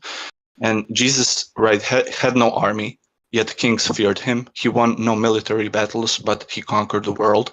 He committed no crime, yet he was crucified. Okay. He was How a prophet. Does that indicate a God? He was a prophet before Moses, a priest after Melchizedek. I don't care. He was an offering in the place of Isaac. Stop listing things. He was a king from the line of David. Stop. He was a wise above Solomon. Stop. He was a beloved, rejected, exalted son of Joseph. You sound like you're just railroading, Golio. Yeah, a dead guy can't conquer anything. Personality and philosophy. It's just a railroading. It's just very hard to mute people on stage. Very difficult. Randolph, this is why you never give them 2 minutes. Make a single point. Do not let them get 2 minutes to spam nonsense. No, say no when they say that. Make a single point. You have to explain how any one of the nonsense, gibberish, garbage you just said increases the probability of God. You said Jesus was the new Moses. So there's a made-up book that's a bunch of bullcrap that says of a made-up character named Moses, and they're made up a story about Jesus, how he's similar to Moses in some kind of analogical sense. None of that bullcrap is evidence of a God. You need to show how the bullcrap you just said somehow is evidence of God. Still talking. If I could just add that we have no good archaeological evidence for a Moses, I wanted to talk to him about why he thought prophets are true. Jesus didn't conquer the world. He died and then didn't come back from the dead. Randolph, I can't get my 2 minutes. No, you cannot get your 2 minutes. Answer the question. So his incarnation touched and transformed time. Jesus Christ is the central figure of history. You're not going to keep going. He blesses the young. He cleanses the lepers. He defends the feeble. He delivers the captives. He discharges. Get him out. Get him out. Kick him off the stage. He's done. But he died. He didn't come back to life. Like, your goal was to prove one of those things and tie it to a god. Give us good evidence of a deity. So when it comes into it, everything he was asserting, whether or not he gish gouged or not, or it was 1 point, all of it was predicated on what he said earlier, that is a faith-based position, that he utilizes his faith in order to justify these claims. Yes, he did say that. No, he didn't, Jail. What yes, he did. Everyone in my live chat verified it. No, Jail. What he said was that his faith was predicted by the Bible. That's what he said. Which is a faith-based claim. Oh, it's not. He didn't claim faith was his justification. He said his faith was predicted by the Bible. Predictions are fine. But faith was just irrelevant to his argument here. I'm not doing this argument with you here on the stage. Okay, so let's move on to the next person. Cool. We're pulling up the next one. We've got erinyes, who had an argument they would like to present. Hey guys, can you hear me? Sort of. Okay. Your mic is really muffled, bro. Yeah. Coming in kind of wonky. It's good now. So muffled. Yeah. Okay, so I have one question and an argument. Is he breaking up to everybody else? Oh, yeah, he's roboting. that's very hard to understand. Yeah, Erinyes, maybe you have some other windows open in your browser. You can close them, and we can hear your sound better after that. Okay, one second. Maybe my Okay, good yeah, friend let- Bubblegum could come up here and ask us what's the transitional form between a Dalmatian and a gray wolf. Every single dog in between that led to it Yeah. genetically. I don't know if any of you watched the video that I posted, but I had this debate with this guy named Bubblegum, and he made that point, and I was flabbergasted. Like, who comes up with that? They're the same thing. They're just weirder looking. Yes. Just yay, evolutionary pressures. I think Erinyes needs to check his connection and check his setup. What's the before- transitional We're gonna form go to the between a next one, human Aaron, being yes. and a Mexican or a Caucasian? I think you did well in that King Xerxes. I'm not sure if I saw that particular one, but I saw some of your stuff already. Wait, was the question the difference between a Dalmatian and a wolf? The No. He transition form? wanted an intermediate form, but he didn't specify what kind of intermediate. Intermediate species, genus, taxa, whatever, clade. He said he wanted an intermediate, just full stop, intermediate between a Dalmatian and a gray wolf. Well, very specifically, Bubble has a weird view. I guess all young Earth creationists do, but he does not think that dogs came from wolves. And just to clarify for our audience, we're talking about Bubblegum Gun, right? Indeed. Yeah, the guy that was in my YouTube video, he thinks that every single domesticated breed of dog all existed as they were from the beginning of time, I guess. Even the ones that have only existed in the last, 30 years, like the ones we've literally created ourselves in real time, like the Labradoodle and the Briar Terrier. But they're mixed dogs, apparently, as if though not every single dog in the world is mixed. So he kept asking me for what's the name of the dog that is the in between Probably looking of, for of the Dalmatian and the gray wolf? An ancestor. Probably looking for a Yeah, common ancestor. Just didn't know the word. Well, I mean, if he's looking for the common ancestor of all wolves and dogs, it would be some basal caniform, is what it would be, like a nymphorid or something like that. Yeah, but that's but not what he was asking for. He wanted the in between of the gray wolf and the Dalmatian. But I knew that the Technically- moment that I gave him something like a pointer or a Great Dane or a retriever, then he would want the in between that and the gray wolf and that and the Dalmatian, and it's just this ever receding loop because they're never satisfied. It's a gotcha question. It's not serious. Yeah, I just thought it's it would be literally funny. the transitional form is every single dog in the genetic line between that wolf and that is the transitional form. Every single one of them. Does he just take artificial selection and throw it out the window? Probably. He doesn't believe in any of that stuff, apparently. I think he was just being a troll, but I'm not sure. Okay. But it was funny. It was definitely the most amusing conversation I've ever had with a young Earth creationist. So what's up, Dr.Katz? Hey, Dr. Katz, welcome. Thank you for waiting for a moment there. Looks like you have an injury. Hope you're doing okay. What have you got for us, Dr. Katz? I think he just has a bandana with a Which- do-rag on. This is just a weird moment for me because I used to have a Dr. Katz as a GP, but I'm hoping this is definitely a different one. You might need to. Okay, I'm going to move you to audience. You might need to exit out of Discord real quick and relaunch it. We've got Health Coach up next. If Dr. Katz, you come back up and put yourself in queue, we'll pull you right back up, though. Hello, Health Coach, with a unicorn symbol. How are you today? What have you got for us? Hello, I'm good. How are y'all doing? Great to hear your voice. What have you got for us? So, yeah, I'm not good at debating or anything, so I'm not really going to debate, but I just want to know y'all's take on, because like how technology has advanced and we have like Xbox Live and live streaming and stuff. So I was just wondering, I watch a lot of YouTube paranormal stuff, and there's a lot of people who catch ghosts and apparitions on their lives. They can't edit the videos or anything. It's real stuff. So I just want to know what your take is on these videos on YouTube where it's they catch a ghost or something. I think what will be very helpful to you is to look up James Randi and look at a lot of his works. He passed away recently, but he he used to be a magician, and he ended up promoting skepticism, and he revealed how all these kinds of things can be easily refuted, and it's very enlightening, very interesting, highly educational. I highly recommend it. I think that'll help. A lot of this paranormal stuff is just people's pattern matching imaginations going wild, and they're thinking it's a lot more than what's really going on. Well, and just to add in that what they do with magic is what I think they're doing a lot in these videos, which is what I would priming, is that there's something like they show you a deck of cards and they say this is a normal deck of cards, and they say that because it's 100% not a normal deck of cards.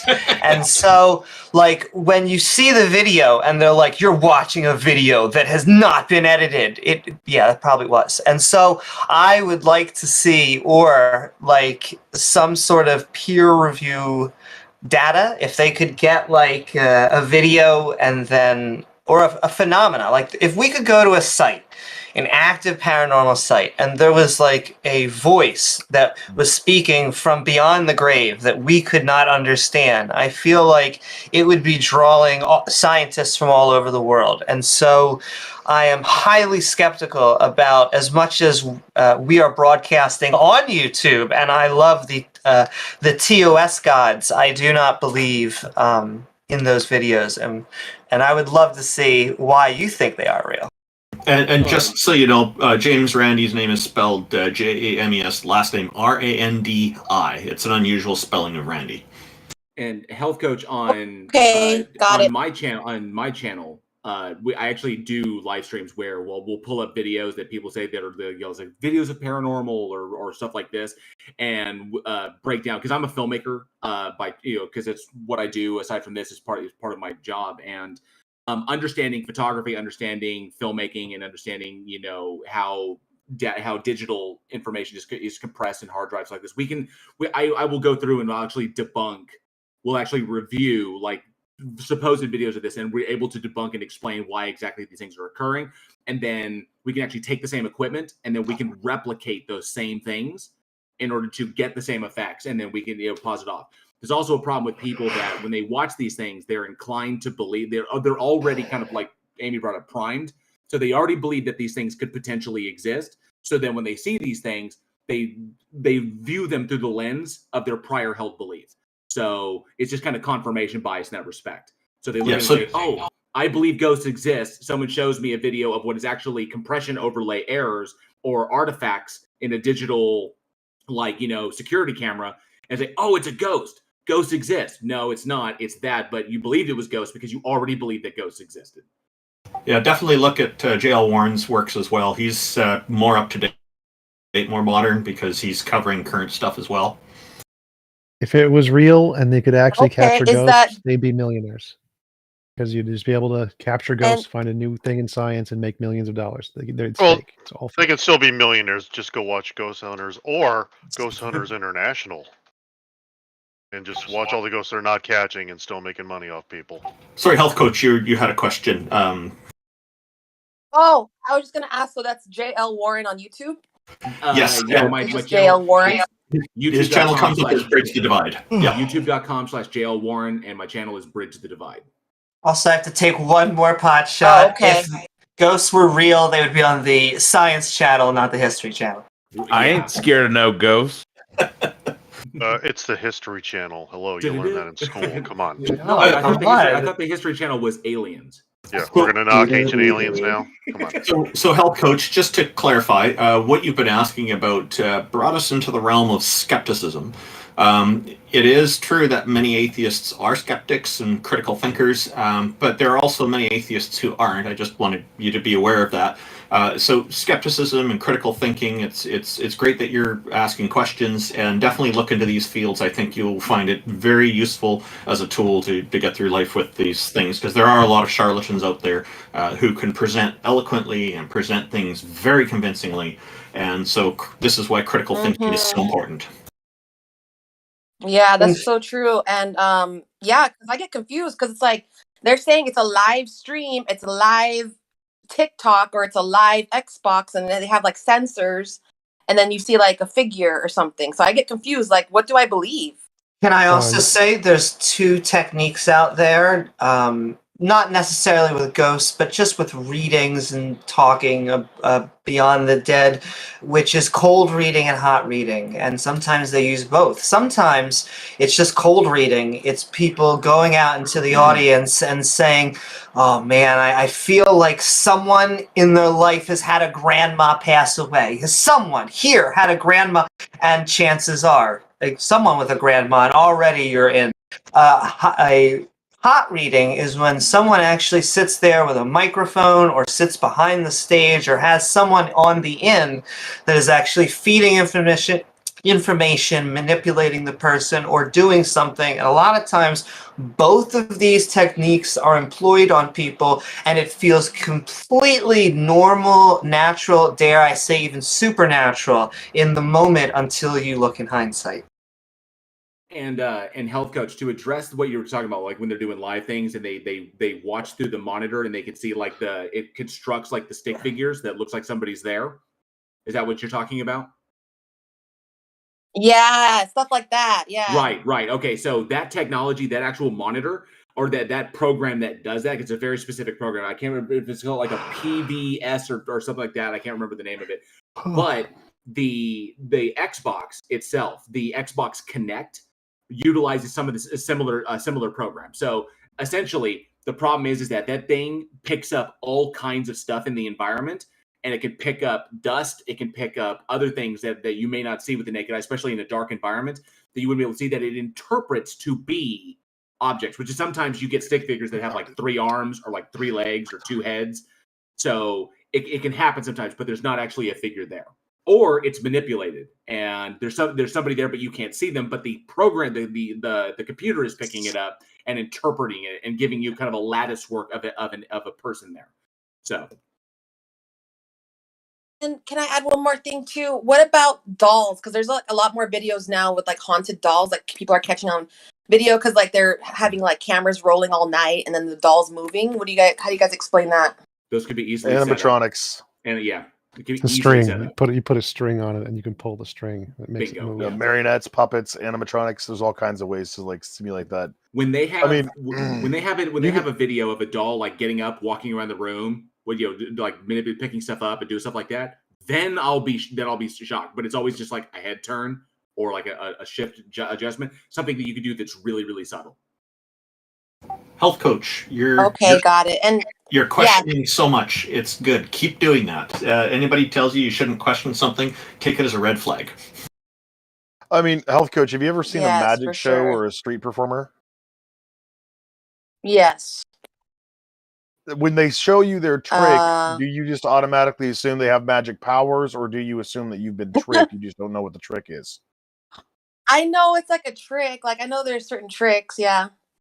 Yeah, and the reason why is because we are predisposed not to accept things which violate the laws of our reality. Right? Things don't materialize out of thin air. That doesn't happen. So the more parsimonious assumption is that a law of, like a violation of the laws of reality did not happen, but rather you didn't see what you thought you saw. Like I used to do sleight of hand card tricks all the time. Especially when I was working with foster kids, because kids love card tricks. And it's very easy to manipulate a deck of cards. It's very easy to manipulate coins. And there are decades of study into how to perform sleight of hand for a wide variety of different purposes. And if you get a person who really knows what they're doing, it is so fluid, you even if they showed you what they're doing, you still wouldn't see it knowing what they're doing. Right? Penn and Teller have a show called Fool Us. These guys have been magicians for like 40 years. They still get fooled even when they know how the person is doing the trick because they're doing it so well. They also have a show called Bullshit, which is really good. The slogan "Trust but verify" is an important one. Right. Yeah. Thank you, health coach. And then, so if I find a Go ahead. Sorry, y'all. No, you go ahead. You have a question. Go ahead. Sorry, there's an echo. But not anymore. So if I find a good, compelling, ghost video, can I send it to you, JL Warren, and then you have to debunk it or something? 100%. Absolutely, I would invite you to do that. Send it to me Anything you too. got. JL Okay. Warren. I Is, literally have a cryptid as my profile picture. Send it to me too. So this help. guy, he Taco, does like okay. horror stuff all the time. He knows how the tricks are done. Yeah, I'm because predominantly okay. as a filmmaker, I pretty much do horror films. So like doing stuff like in camera effects, Nice. out of camera I love effects, horror. practical stuff. I'm well aware of it just because I'm a student of all the makeup artists and practical effects artists across the board. So, and I work with these people on the regular. Oh my So gosh, it's that's a awesome. really awesome deal just to see how they do this stuff and how they pull it off. But it's essentially the same thing. It's what you're seeing on screen when you're like watching Xbox Live or on YouTube. They're doing the same stuff, and I'm looking at it as a visual effects artist. I'm looking at it like I know exactly how they did that. That is cool as hell. I have a good rule of thumb that I got from someone else, and that is the people that tell you that magic is real are full of shit, and the people who are just saying that it's magic, those are the people who you should believe. But like, if you listen to intention when it comes to these people, when they're saying, look, we found a ghost, we're uploading it onto our YouTube channel, once again, I'm happy for it, or on their Instagram, or whatever form of social media. I wish what they would do, if they were actually serious about it, is they would record a phenomena. It would be replicatable, just like everything else in science, and then we would be learning about it in, I guess, a new type of biology book or chemistry or whatever would expand our mind into that phenomena. But generally, what they're doing is sending these videos out into a layperson's land, a bunch of people who aren't scientists and aren't debunkers, and it's just a bunch of woo-woo. The other thing to consider is the built-in audience, right? The majority of people who watch ghost videos believe in ghosts. Right. So they're not going to critically analyze what already conforms to their worldview. And most of these people are con artists and scammers. I mean, I'm not kidding you. A lot of these people will charge you upwards of $5,000 to walk around your house with like scented wood and sage your house or whatever to ward off the evil spirits, because apparently burning special combinations of herbs and spices really pisses off ghosts somehow. But it does make your chicken delicious. It does, yeah. And one thing, health coach, just to leave you on this, is that if you go like shows, like actual shows that were broadcast, like Ghost Hunters, like the original Ghost Hunters with Jason and Grant, there was a big controversy there because initially Ghost Hunters started out as kind of a debunking show where these two guys who were really familiar with the the intricate workings of houses and how they're built and like electrical and plumbing and all this other stuff. Because I'm also certified in HVAC, so I understand a lot of things about heating and cooling systems and how they can really affect what goes on in the house. And so these guys would go in to a house that supposedly was haunted. They would find out the reason why the people were having an experience. They would fix it. No more haunting. So it really was a debunking deal. But the episodes, what they found as the show progressed, the episodes where they were left stumped, like we can't figure it out, what could this possibly be, were more popular.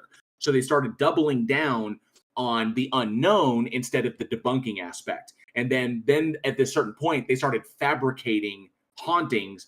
They started fabricating stuff and they were caught in doing that, which is eventually what led to the demise of the show. Is because it was found, like, I think on live, during a live Halloween one, when they were like had the cameras there, it was found that Grant was fabricating evidence.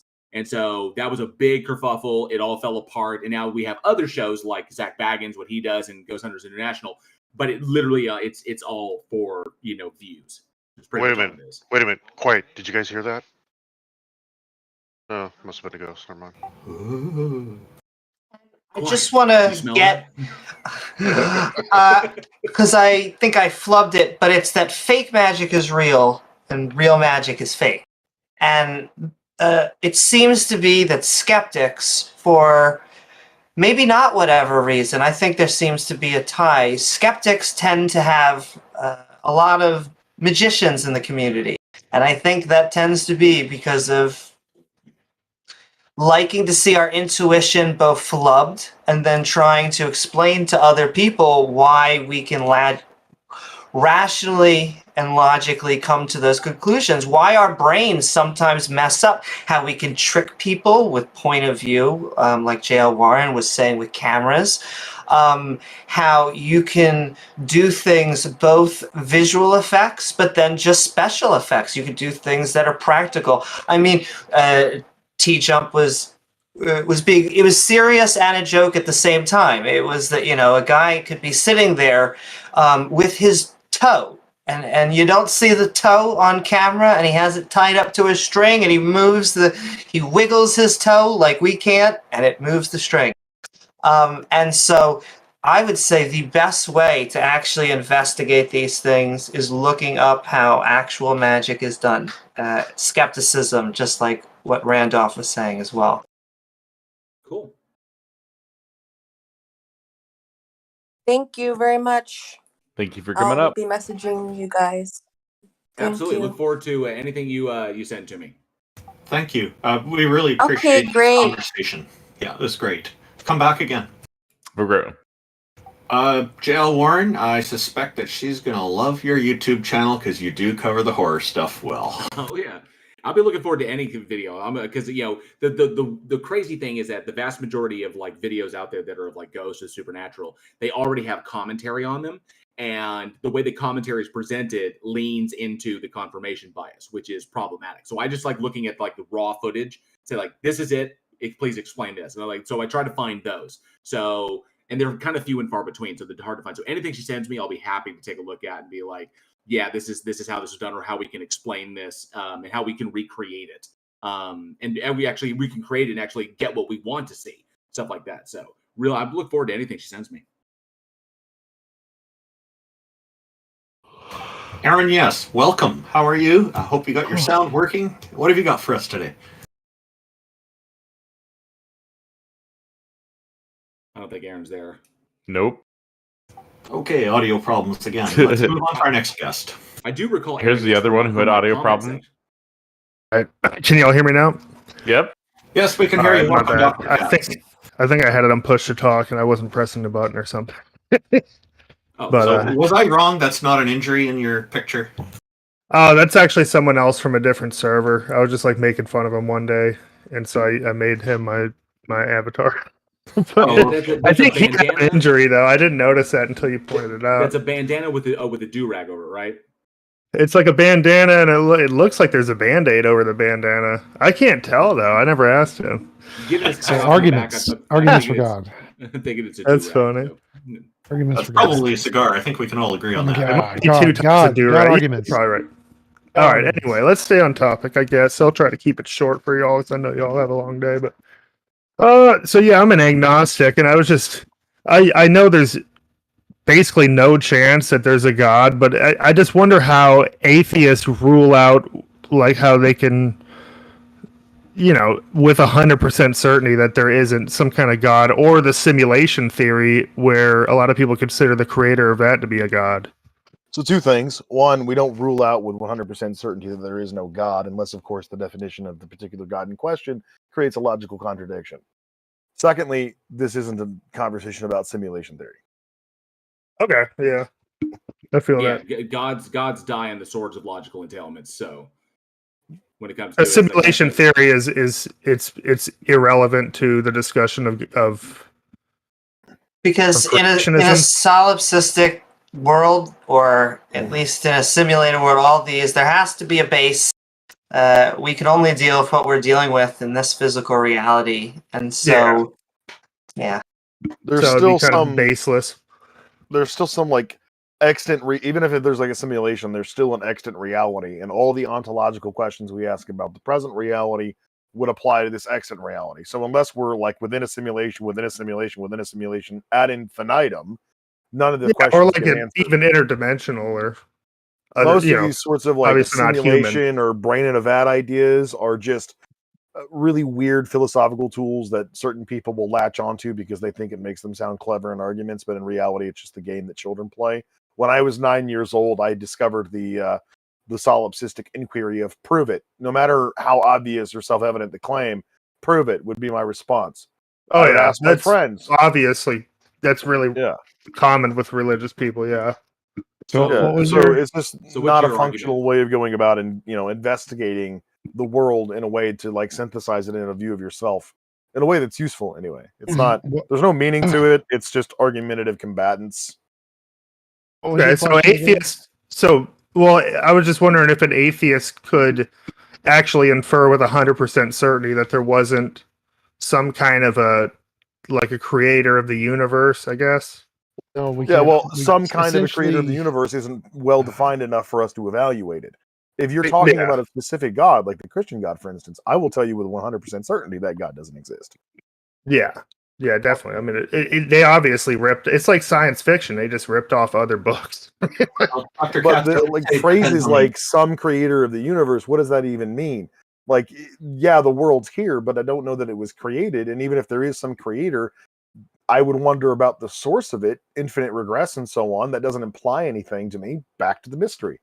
Oh yeah, because where did the creator come from? And then that. I mean, if you want to, if you want a more in-depth discussion on this, my YouTube channel is in my bio. You can go watch this video I recently published called "God Doesn't Explain Anything," wherein I go through and I highlight the fact that God, as an explanation for anything, is fundamentally useless, and it doesn't actually solve any of the epistemic problems that people think that it does. Yeah, I think the chances of it being a thing would be so tiny, it's not even worth talking about, really. It also isn't a coherent concept to me. Just because it's not coherent doesn't mean that it's not true. However, we don't see minds, beings, agents creating natural phenomena. Yeah, that's true. What would it would be a basis. Then. How could a thing be simultaneously incoherent and true? Oh no, I'm saying I think it's not true, and so I would say that it's both incoherent and not true. But I guess I haven't been able to seen an angle, or maybe there hasn't been evidence that I've come across that will change my mind. But I'm actually convinced that the gods, most of the gods we get presented with, don't exist. I wouldn't say 100% certainty, though. Oh, So, when the you say answer is to your question is incoherent, no. No, we can't have 100% certainty. We don't need 100% certainty. Did you have like an argument or evidence for God or something? No, not really. I just wanted to say that really quick. Well, thank you. But y'all have a good day, though. You too. Yeah, I appreciate y'all. I just to answer your question, probably would apply not necessarily to all atheists, because some are not going to be able to come up with a certainty in their response. But yeah, it was a great question. Yeah. Thank you very much. And I just want to say once again bye to the Dr.Kats, who I assume wasn't my general practitioner from a decade ago. Islamic Space Program from out of this world. Thank you for joining us. How are you? No. Oh my God, no! Please, fucking no. No, it's fine. Add value to Doobie's empire. Your argument. Oh, Jesus Christ. Does God exist? I was talking to a friend of mine about this earlier, and either there's a creator or it's infinite regression. So you have to make. Well, it seems. I mean, those are the two choices. Well, actually, so just to it'd be a creator and no creator. It'd be there is a infinite regress or there is no infinite regress. Those are two true dichotomies. The system of nature or the laws of nature, this system that we can observe, this material system that we can understand and see and measure and everything else. What created that? That's the biggest question of all. And so my question to you, Islamic Space Program, is you're giving us a limited number of options here. A creator or no creator. Is there a reason that you are excluding or not mentioning the possibility of multiple creators working as a group? Well, I mean, I guess the pagans got that. I mean, it's the sum of all of their powers equals, the total power of creation, I guess. Sure. So what are you advocating for? You for a single creator or a group of multiple creators? Well, I mean, I have to make a decision, and if Aristotle's compelling, how can I prove it? And within that physical realm, no evidence. There's no evidence that's going to convince you guys. I've listened to you for so 40 minutes now. Let's go back. So you made a point there that you don't know, and we have the same problem that we're having doubts as well. Yeah, we're Wait, not. so I wanted to like get back on topic here. So Well, the conversation is over. God doesn't exist to you guys. That's it. Wait, stop. So the first thing you said was wrong. There's infinite regress is a possibility, but there could also be a necessary natural thing that isn't an infinite regress. Infinite semi-regressive and semi-firm. It's either absolute or it's in constant regression. Stop. So God, there could be a designer like a God. You're used to interrupting people and winning. I understand that. Oh my God. So there could be a God. Oh my God, shut up. There could be a God who created the universe. There could be a necessary natural thing that created the universe, not a creator. Or there could be an infinite regress. All those are possible. What is your argument? Because you didn't get to your argument. Your first statement was just wrong. So what is your argument? You can just leave. That's fine too. Yeah, you caught him in the false dichotomy. Is where it is. Well, when I unmute, it launches them out. How is it a false dichotomy? Either the system was created or the system's always existed. But the question remains, how did the system come to being? Well, if it's an infinite regress, there's no come to being. Well, exactly. Aren't you just really arguing infinite regress or infinite regress with God? No, aren't you just arguing an infinite regress without God and an infinite regress with God? Because you got God being the eternal being. Because it seems go away. It seems more reasonable that there would be a system that has something created. Something created the system.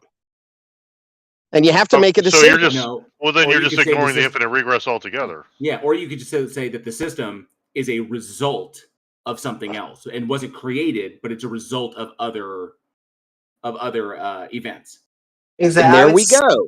It's either infinite regress or it's some absolute, omnipotent, omnipresent, outside of space and time, ultimate power. So it's infinite regress or infinite regress with God. But Islamic Space Program. It's a firm point. And why here's do you believe the firm point if he's eternal? Hold on a minute. Hold on. Do I have to get rid of the concept of a beginning and an end? Do you demand that I get rid of that? No, we want to know why you're a creator. Oh Lord, what do I do now? You're saying timeless God who's creating everything. I assume time is part of that thing you're creating. Nah, it's not spurging. What you do now is you open your mind. What a discussion. Again. Convince us a god or goddess exists. Yes, exactly. Islamic Space Program. This is not the time for you to talk about your YouTube channel. This is Doobie's politics.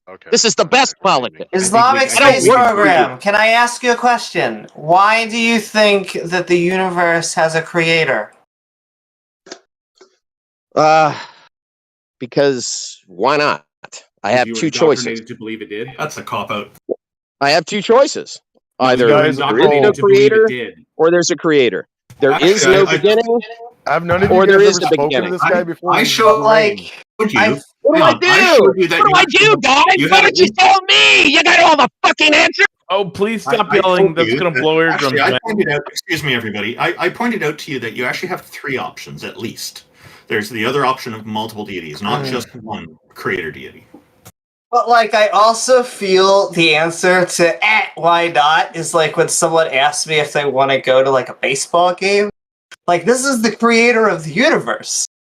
I just want to point out like the dichotomy he's pushing is there's either, a creator or there is no creator. But well, you're gonna have to tell me how there's either no beginning or there's a creator with no beginning. Everything that comes out of this dude's mouth is completely unhinged and Mad Hatter nonsense. He's the kind of of dude time that ran exists from the gas station while buying a fifth or explaining his theories of ISP, it sounds like he's trying to present an argument here, Xerxes. You're just saying either there's no beginning or there's a creator with no beginning. ISP, I mean, I guess the problem even the pagan Europeans believed in some creator or beginning. Wait. And I guess the Dharmic people believe that it's always existed or something. Did the creator have a beginning? Well, I would say no. So it's either no beginning or a creator with no beginning. So either we're going to have to make a choice. Wait. So infinite creator, infinite nature. Those are the two options. Seemed to me. Seemed to Aristotle. Infinite nature seems much more plausible here. God, y'all came around, so Aristotle could be.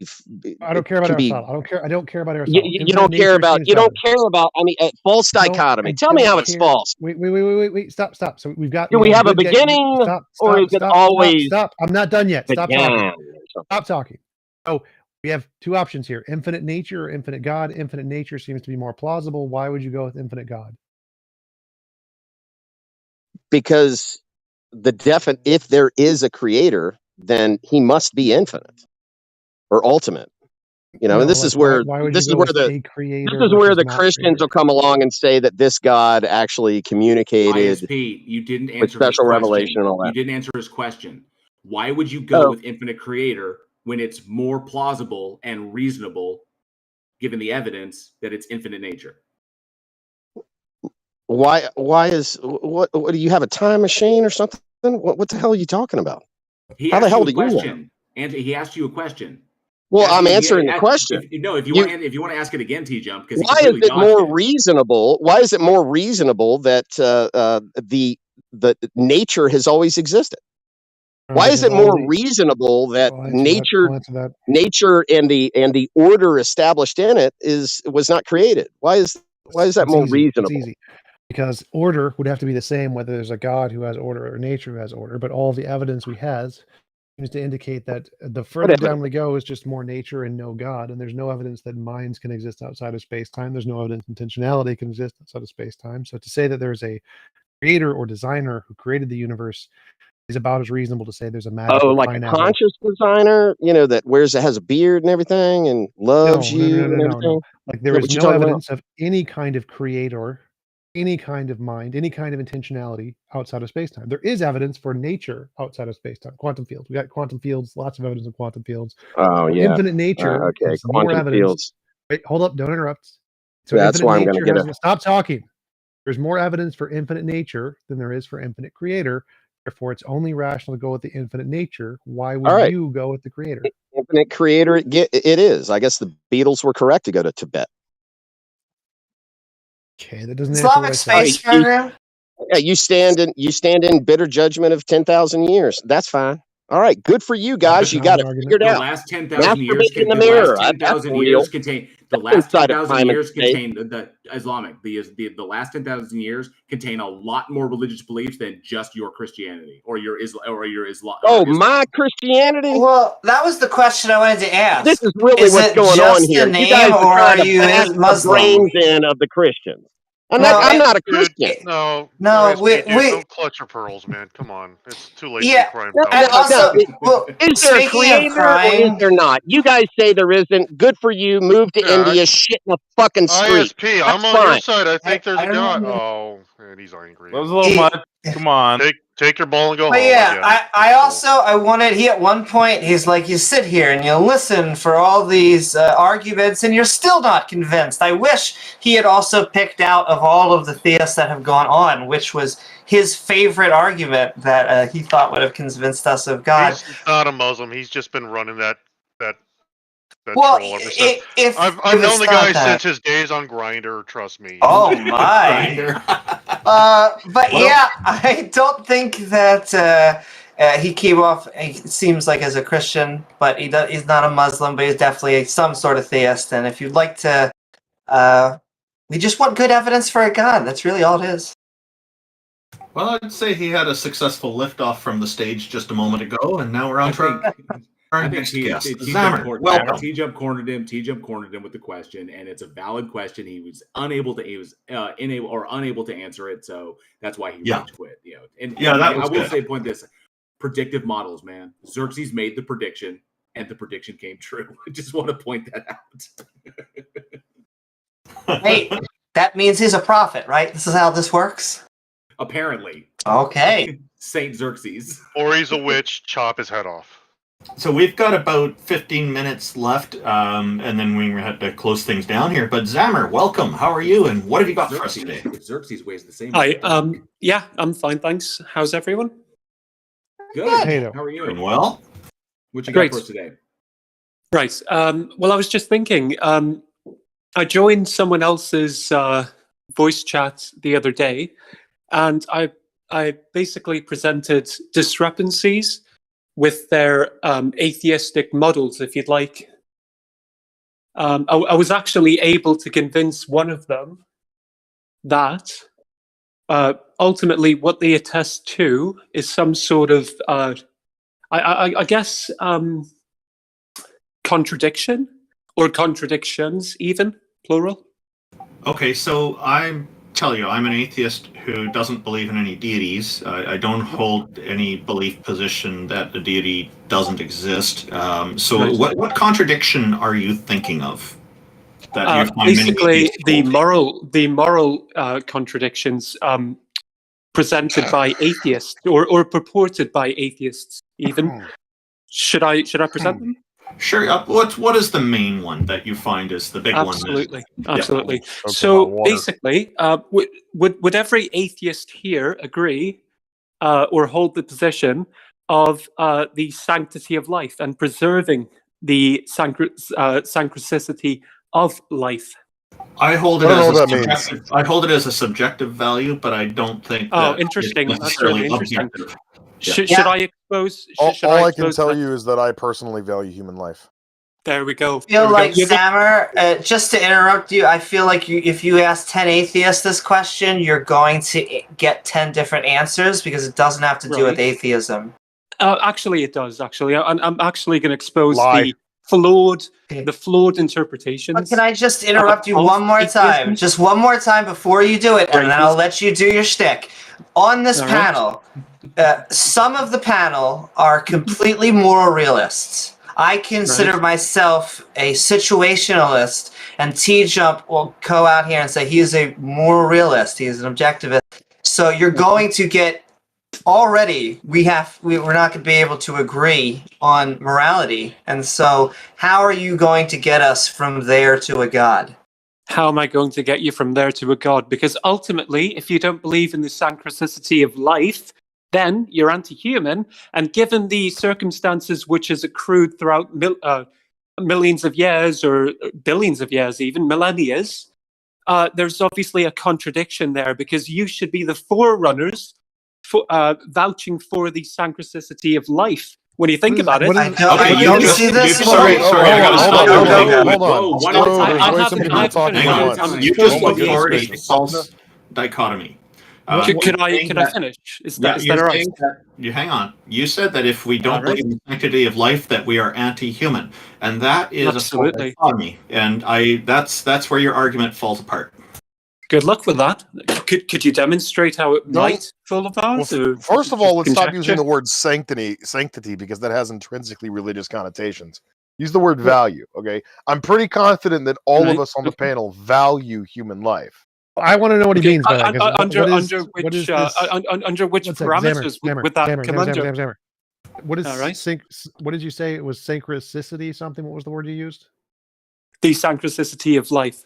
What does synchronicity mean? Because that's not a word I've ever heard before. Oh, okay, right. The sanctity of life. All right, plural. The sanctity of life. He was conflating sanctity and sacrosanct. Yeah, so I suppose. Anyway, to answer your question, Zammerâ, just because somebody doesn't hold a value in something doesn't mean that they are against it. So that's a bifurcation to say that the opposite is automatically the truth, the opposite position. And that's where you're running into problems here. And that's why your argument falls apart.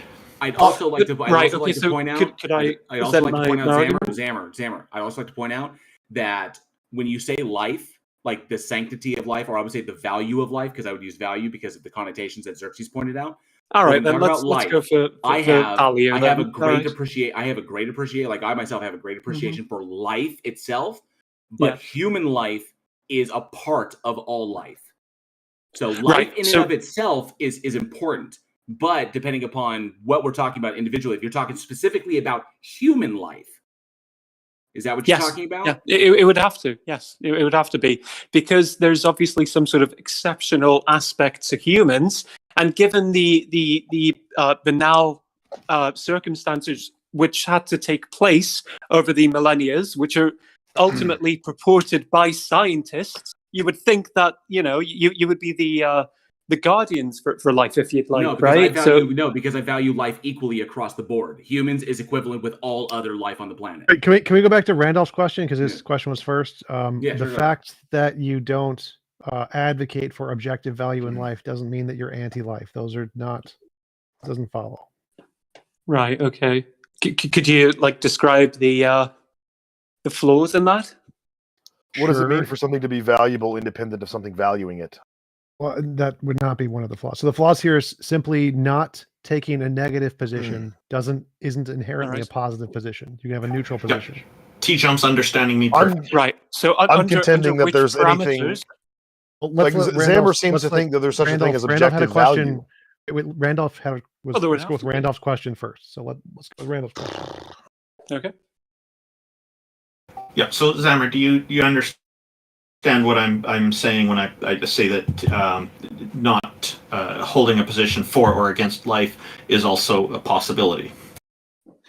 So I'm sorry, that really doesn't make sense. Because, okay. So what you're doing is you're making an assumption that if somebody isn't for something, then they are automatically against something, and that's called a bifurcation, or some people call it bifurcation fallacy, or a false dichotomy. And you can think of it this way. I think maybe this will help. Imagine there's some children playing rock, paper, scissors, and somebody wins. Okay, and I give you this proposition. I say scissors is the winner. If you don't accept that scissors was the winner, there isn't just one opposite other position you can take, because there's still two more options. Rock could be the winner, paper could be the winner.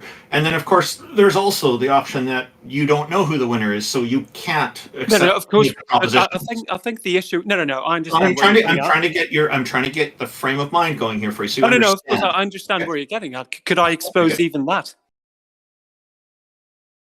Is it all right if I expose that? Sorry, say that again.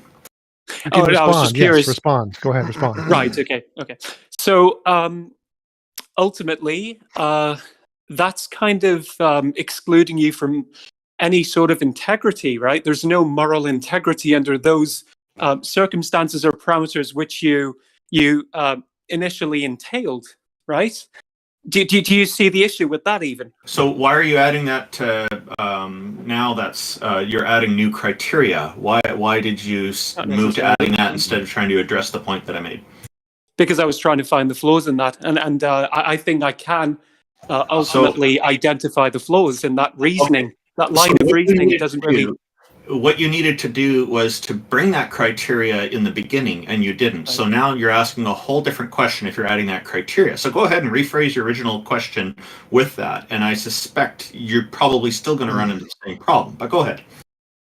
Okay. All right.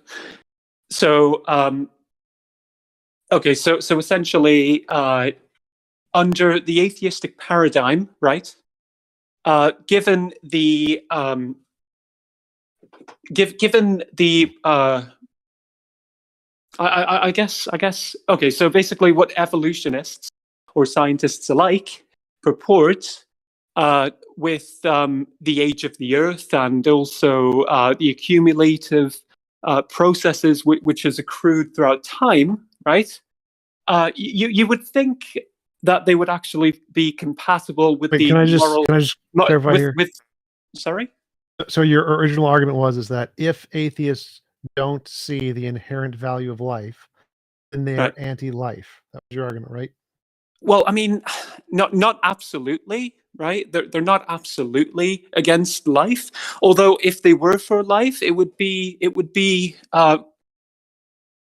under some sort of objective framework, basically. Do you know what I mean? It would be reminiscent. It would be reminiscent of a Christian worldview, essentially, because Christians are advocates for life, and so not. All right. Christianity does not, as a philosophy or a religion, value life. As a matter of fact, Christianity is literally a cult of human sacrifice. No, you don't value human life in like the physical perspective. You believe that the life that we experience here on Earth is nothing more than a doormat on the threshold of eternity upon which to wipe our feet. If anybody devalues life in this conversation, it's you, not me. I think that this is the one and only life I'm ever going to get, so I have way more value on this physical experience than you do, and I value the physical experience of others way more than you do. The entire of course, but under which circumstances would that have to take place? People's lives. So don't even get me started there. But let's take this back to square one. No. Let's go there. Zammerâ, do you think that value is objective? Yes, I do. And would you like to know the reason behind that? Yes. Give the argument. So ultimately, I believe in God, and I believe in God's purposes, and the objective, I guess, standard which Christians hold, which would ultimately correlate with God's plan. What do you think the word objective means? 2 minutes left. Absolute, isn't it? What do you think the word? No, objective does not mean absolute. It means not dependent on a mind or opinion or stances. If God exists and he values human life, well, it's objectively the case that God values human life. But why God values human life is subjective. The value of human life is subjective. Value doesn't mean anything independent of a thing to value. Which would be demonstrated when he decides to drown everything in a flood because he's screwed. Yeah, of course, yeah. But I mean, assuming that I'm operating under your romanticized version of the Christian God, right? Even if he does value human life, that is subjective that he values it. Well, I mean, it's subjective in the case that he values human life. Why he puts value on human life is subjective unto him. He happens to value human life because he finds it valuable. Value is a description that we place on things based on their usefulness to us, subjects. God is a subject. Actually, anything that God thinks or wants or desires is equally subjective. Okay, just stop for a second. We have about 1 minute left, and then we have to start closing down the show. But maybe just give a quick summary, Zammerâ. We'd love to talk with you again. I'd like to explore this topic with you more. Could I refute King Xerxes' claim there? Is that all right? You got 1 minute. 1 minute. Well, Zammerâ, you can fight with me in the chat later. I'll jump down into a VC and we can continue this. Oh, absolutely. All right. Okay. Okay, Zammerâ, we'd love to have you on next fortnight. That's 2 weeks from now. Feel free to bring this up again. I'd love to explore this further with you as well. I think others here would. And if you had some final thing you want to say for about 10 seconds before we have to start going to closing down, we'll go for that. I haven't really got anything else to say. I guess I'll just wait for Xerxes in the chat, and we'll continue this discussion there. Yeah. Okay. I'm in the philosophy VC. I'll be down there. All right. Okay. Thanks for joining us. Thank you. I guess we need to close down the show in about 2 or 3 minutes here. So did anybody have any final thoughts? Jack Burton, did you want to start? Yeah, I'm glad everyone learned and grew intellectually today. And if you think I'm being sarcastic, well, your cynicism is destroying America. TJump, did you have anything, any views, thoughts on the show today? Potato. Okay, yeah, okay, you're being predictable now. No free will there, huh? Another predictive model. Only potato. JL Warren, what are your thoughts for today? And did you want to talk briefly about the Halloween contest again? Yeah, so yeah, this was a lot of fun. And, I mean, this was a particularly good one. I had some good conversations. And as always, we're always open to hearing what people say. So I appreciate everybody that came up. Thank you to Jack, Amy, TJump, Taco, Xerxes when he was up in here. Appreciate everybody coming in. I think this was a solid one. We did have some good discussions. A little bit of trolling, but and some disagreements here and there. But I thought this one went really well. And yeah, sure, if you get an opportunity, check me out, my channel, Bridge the Divide, or if you like horror movies, check out my podcast, Week in Horror, and throw me a vote for the Face of Horror contest. All those links are available. So thank you very much. This is awesome. And as always, be safe, be excellent to each other.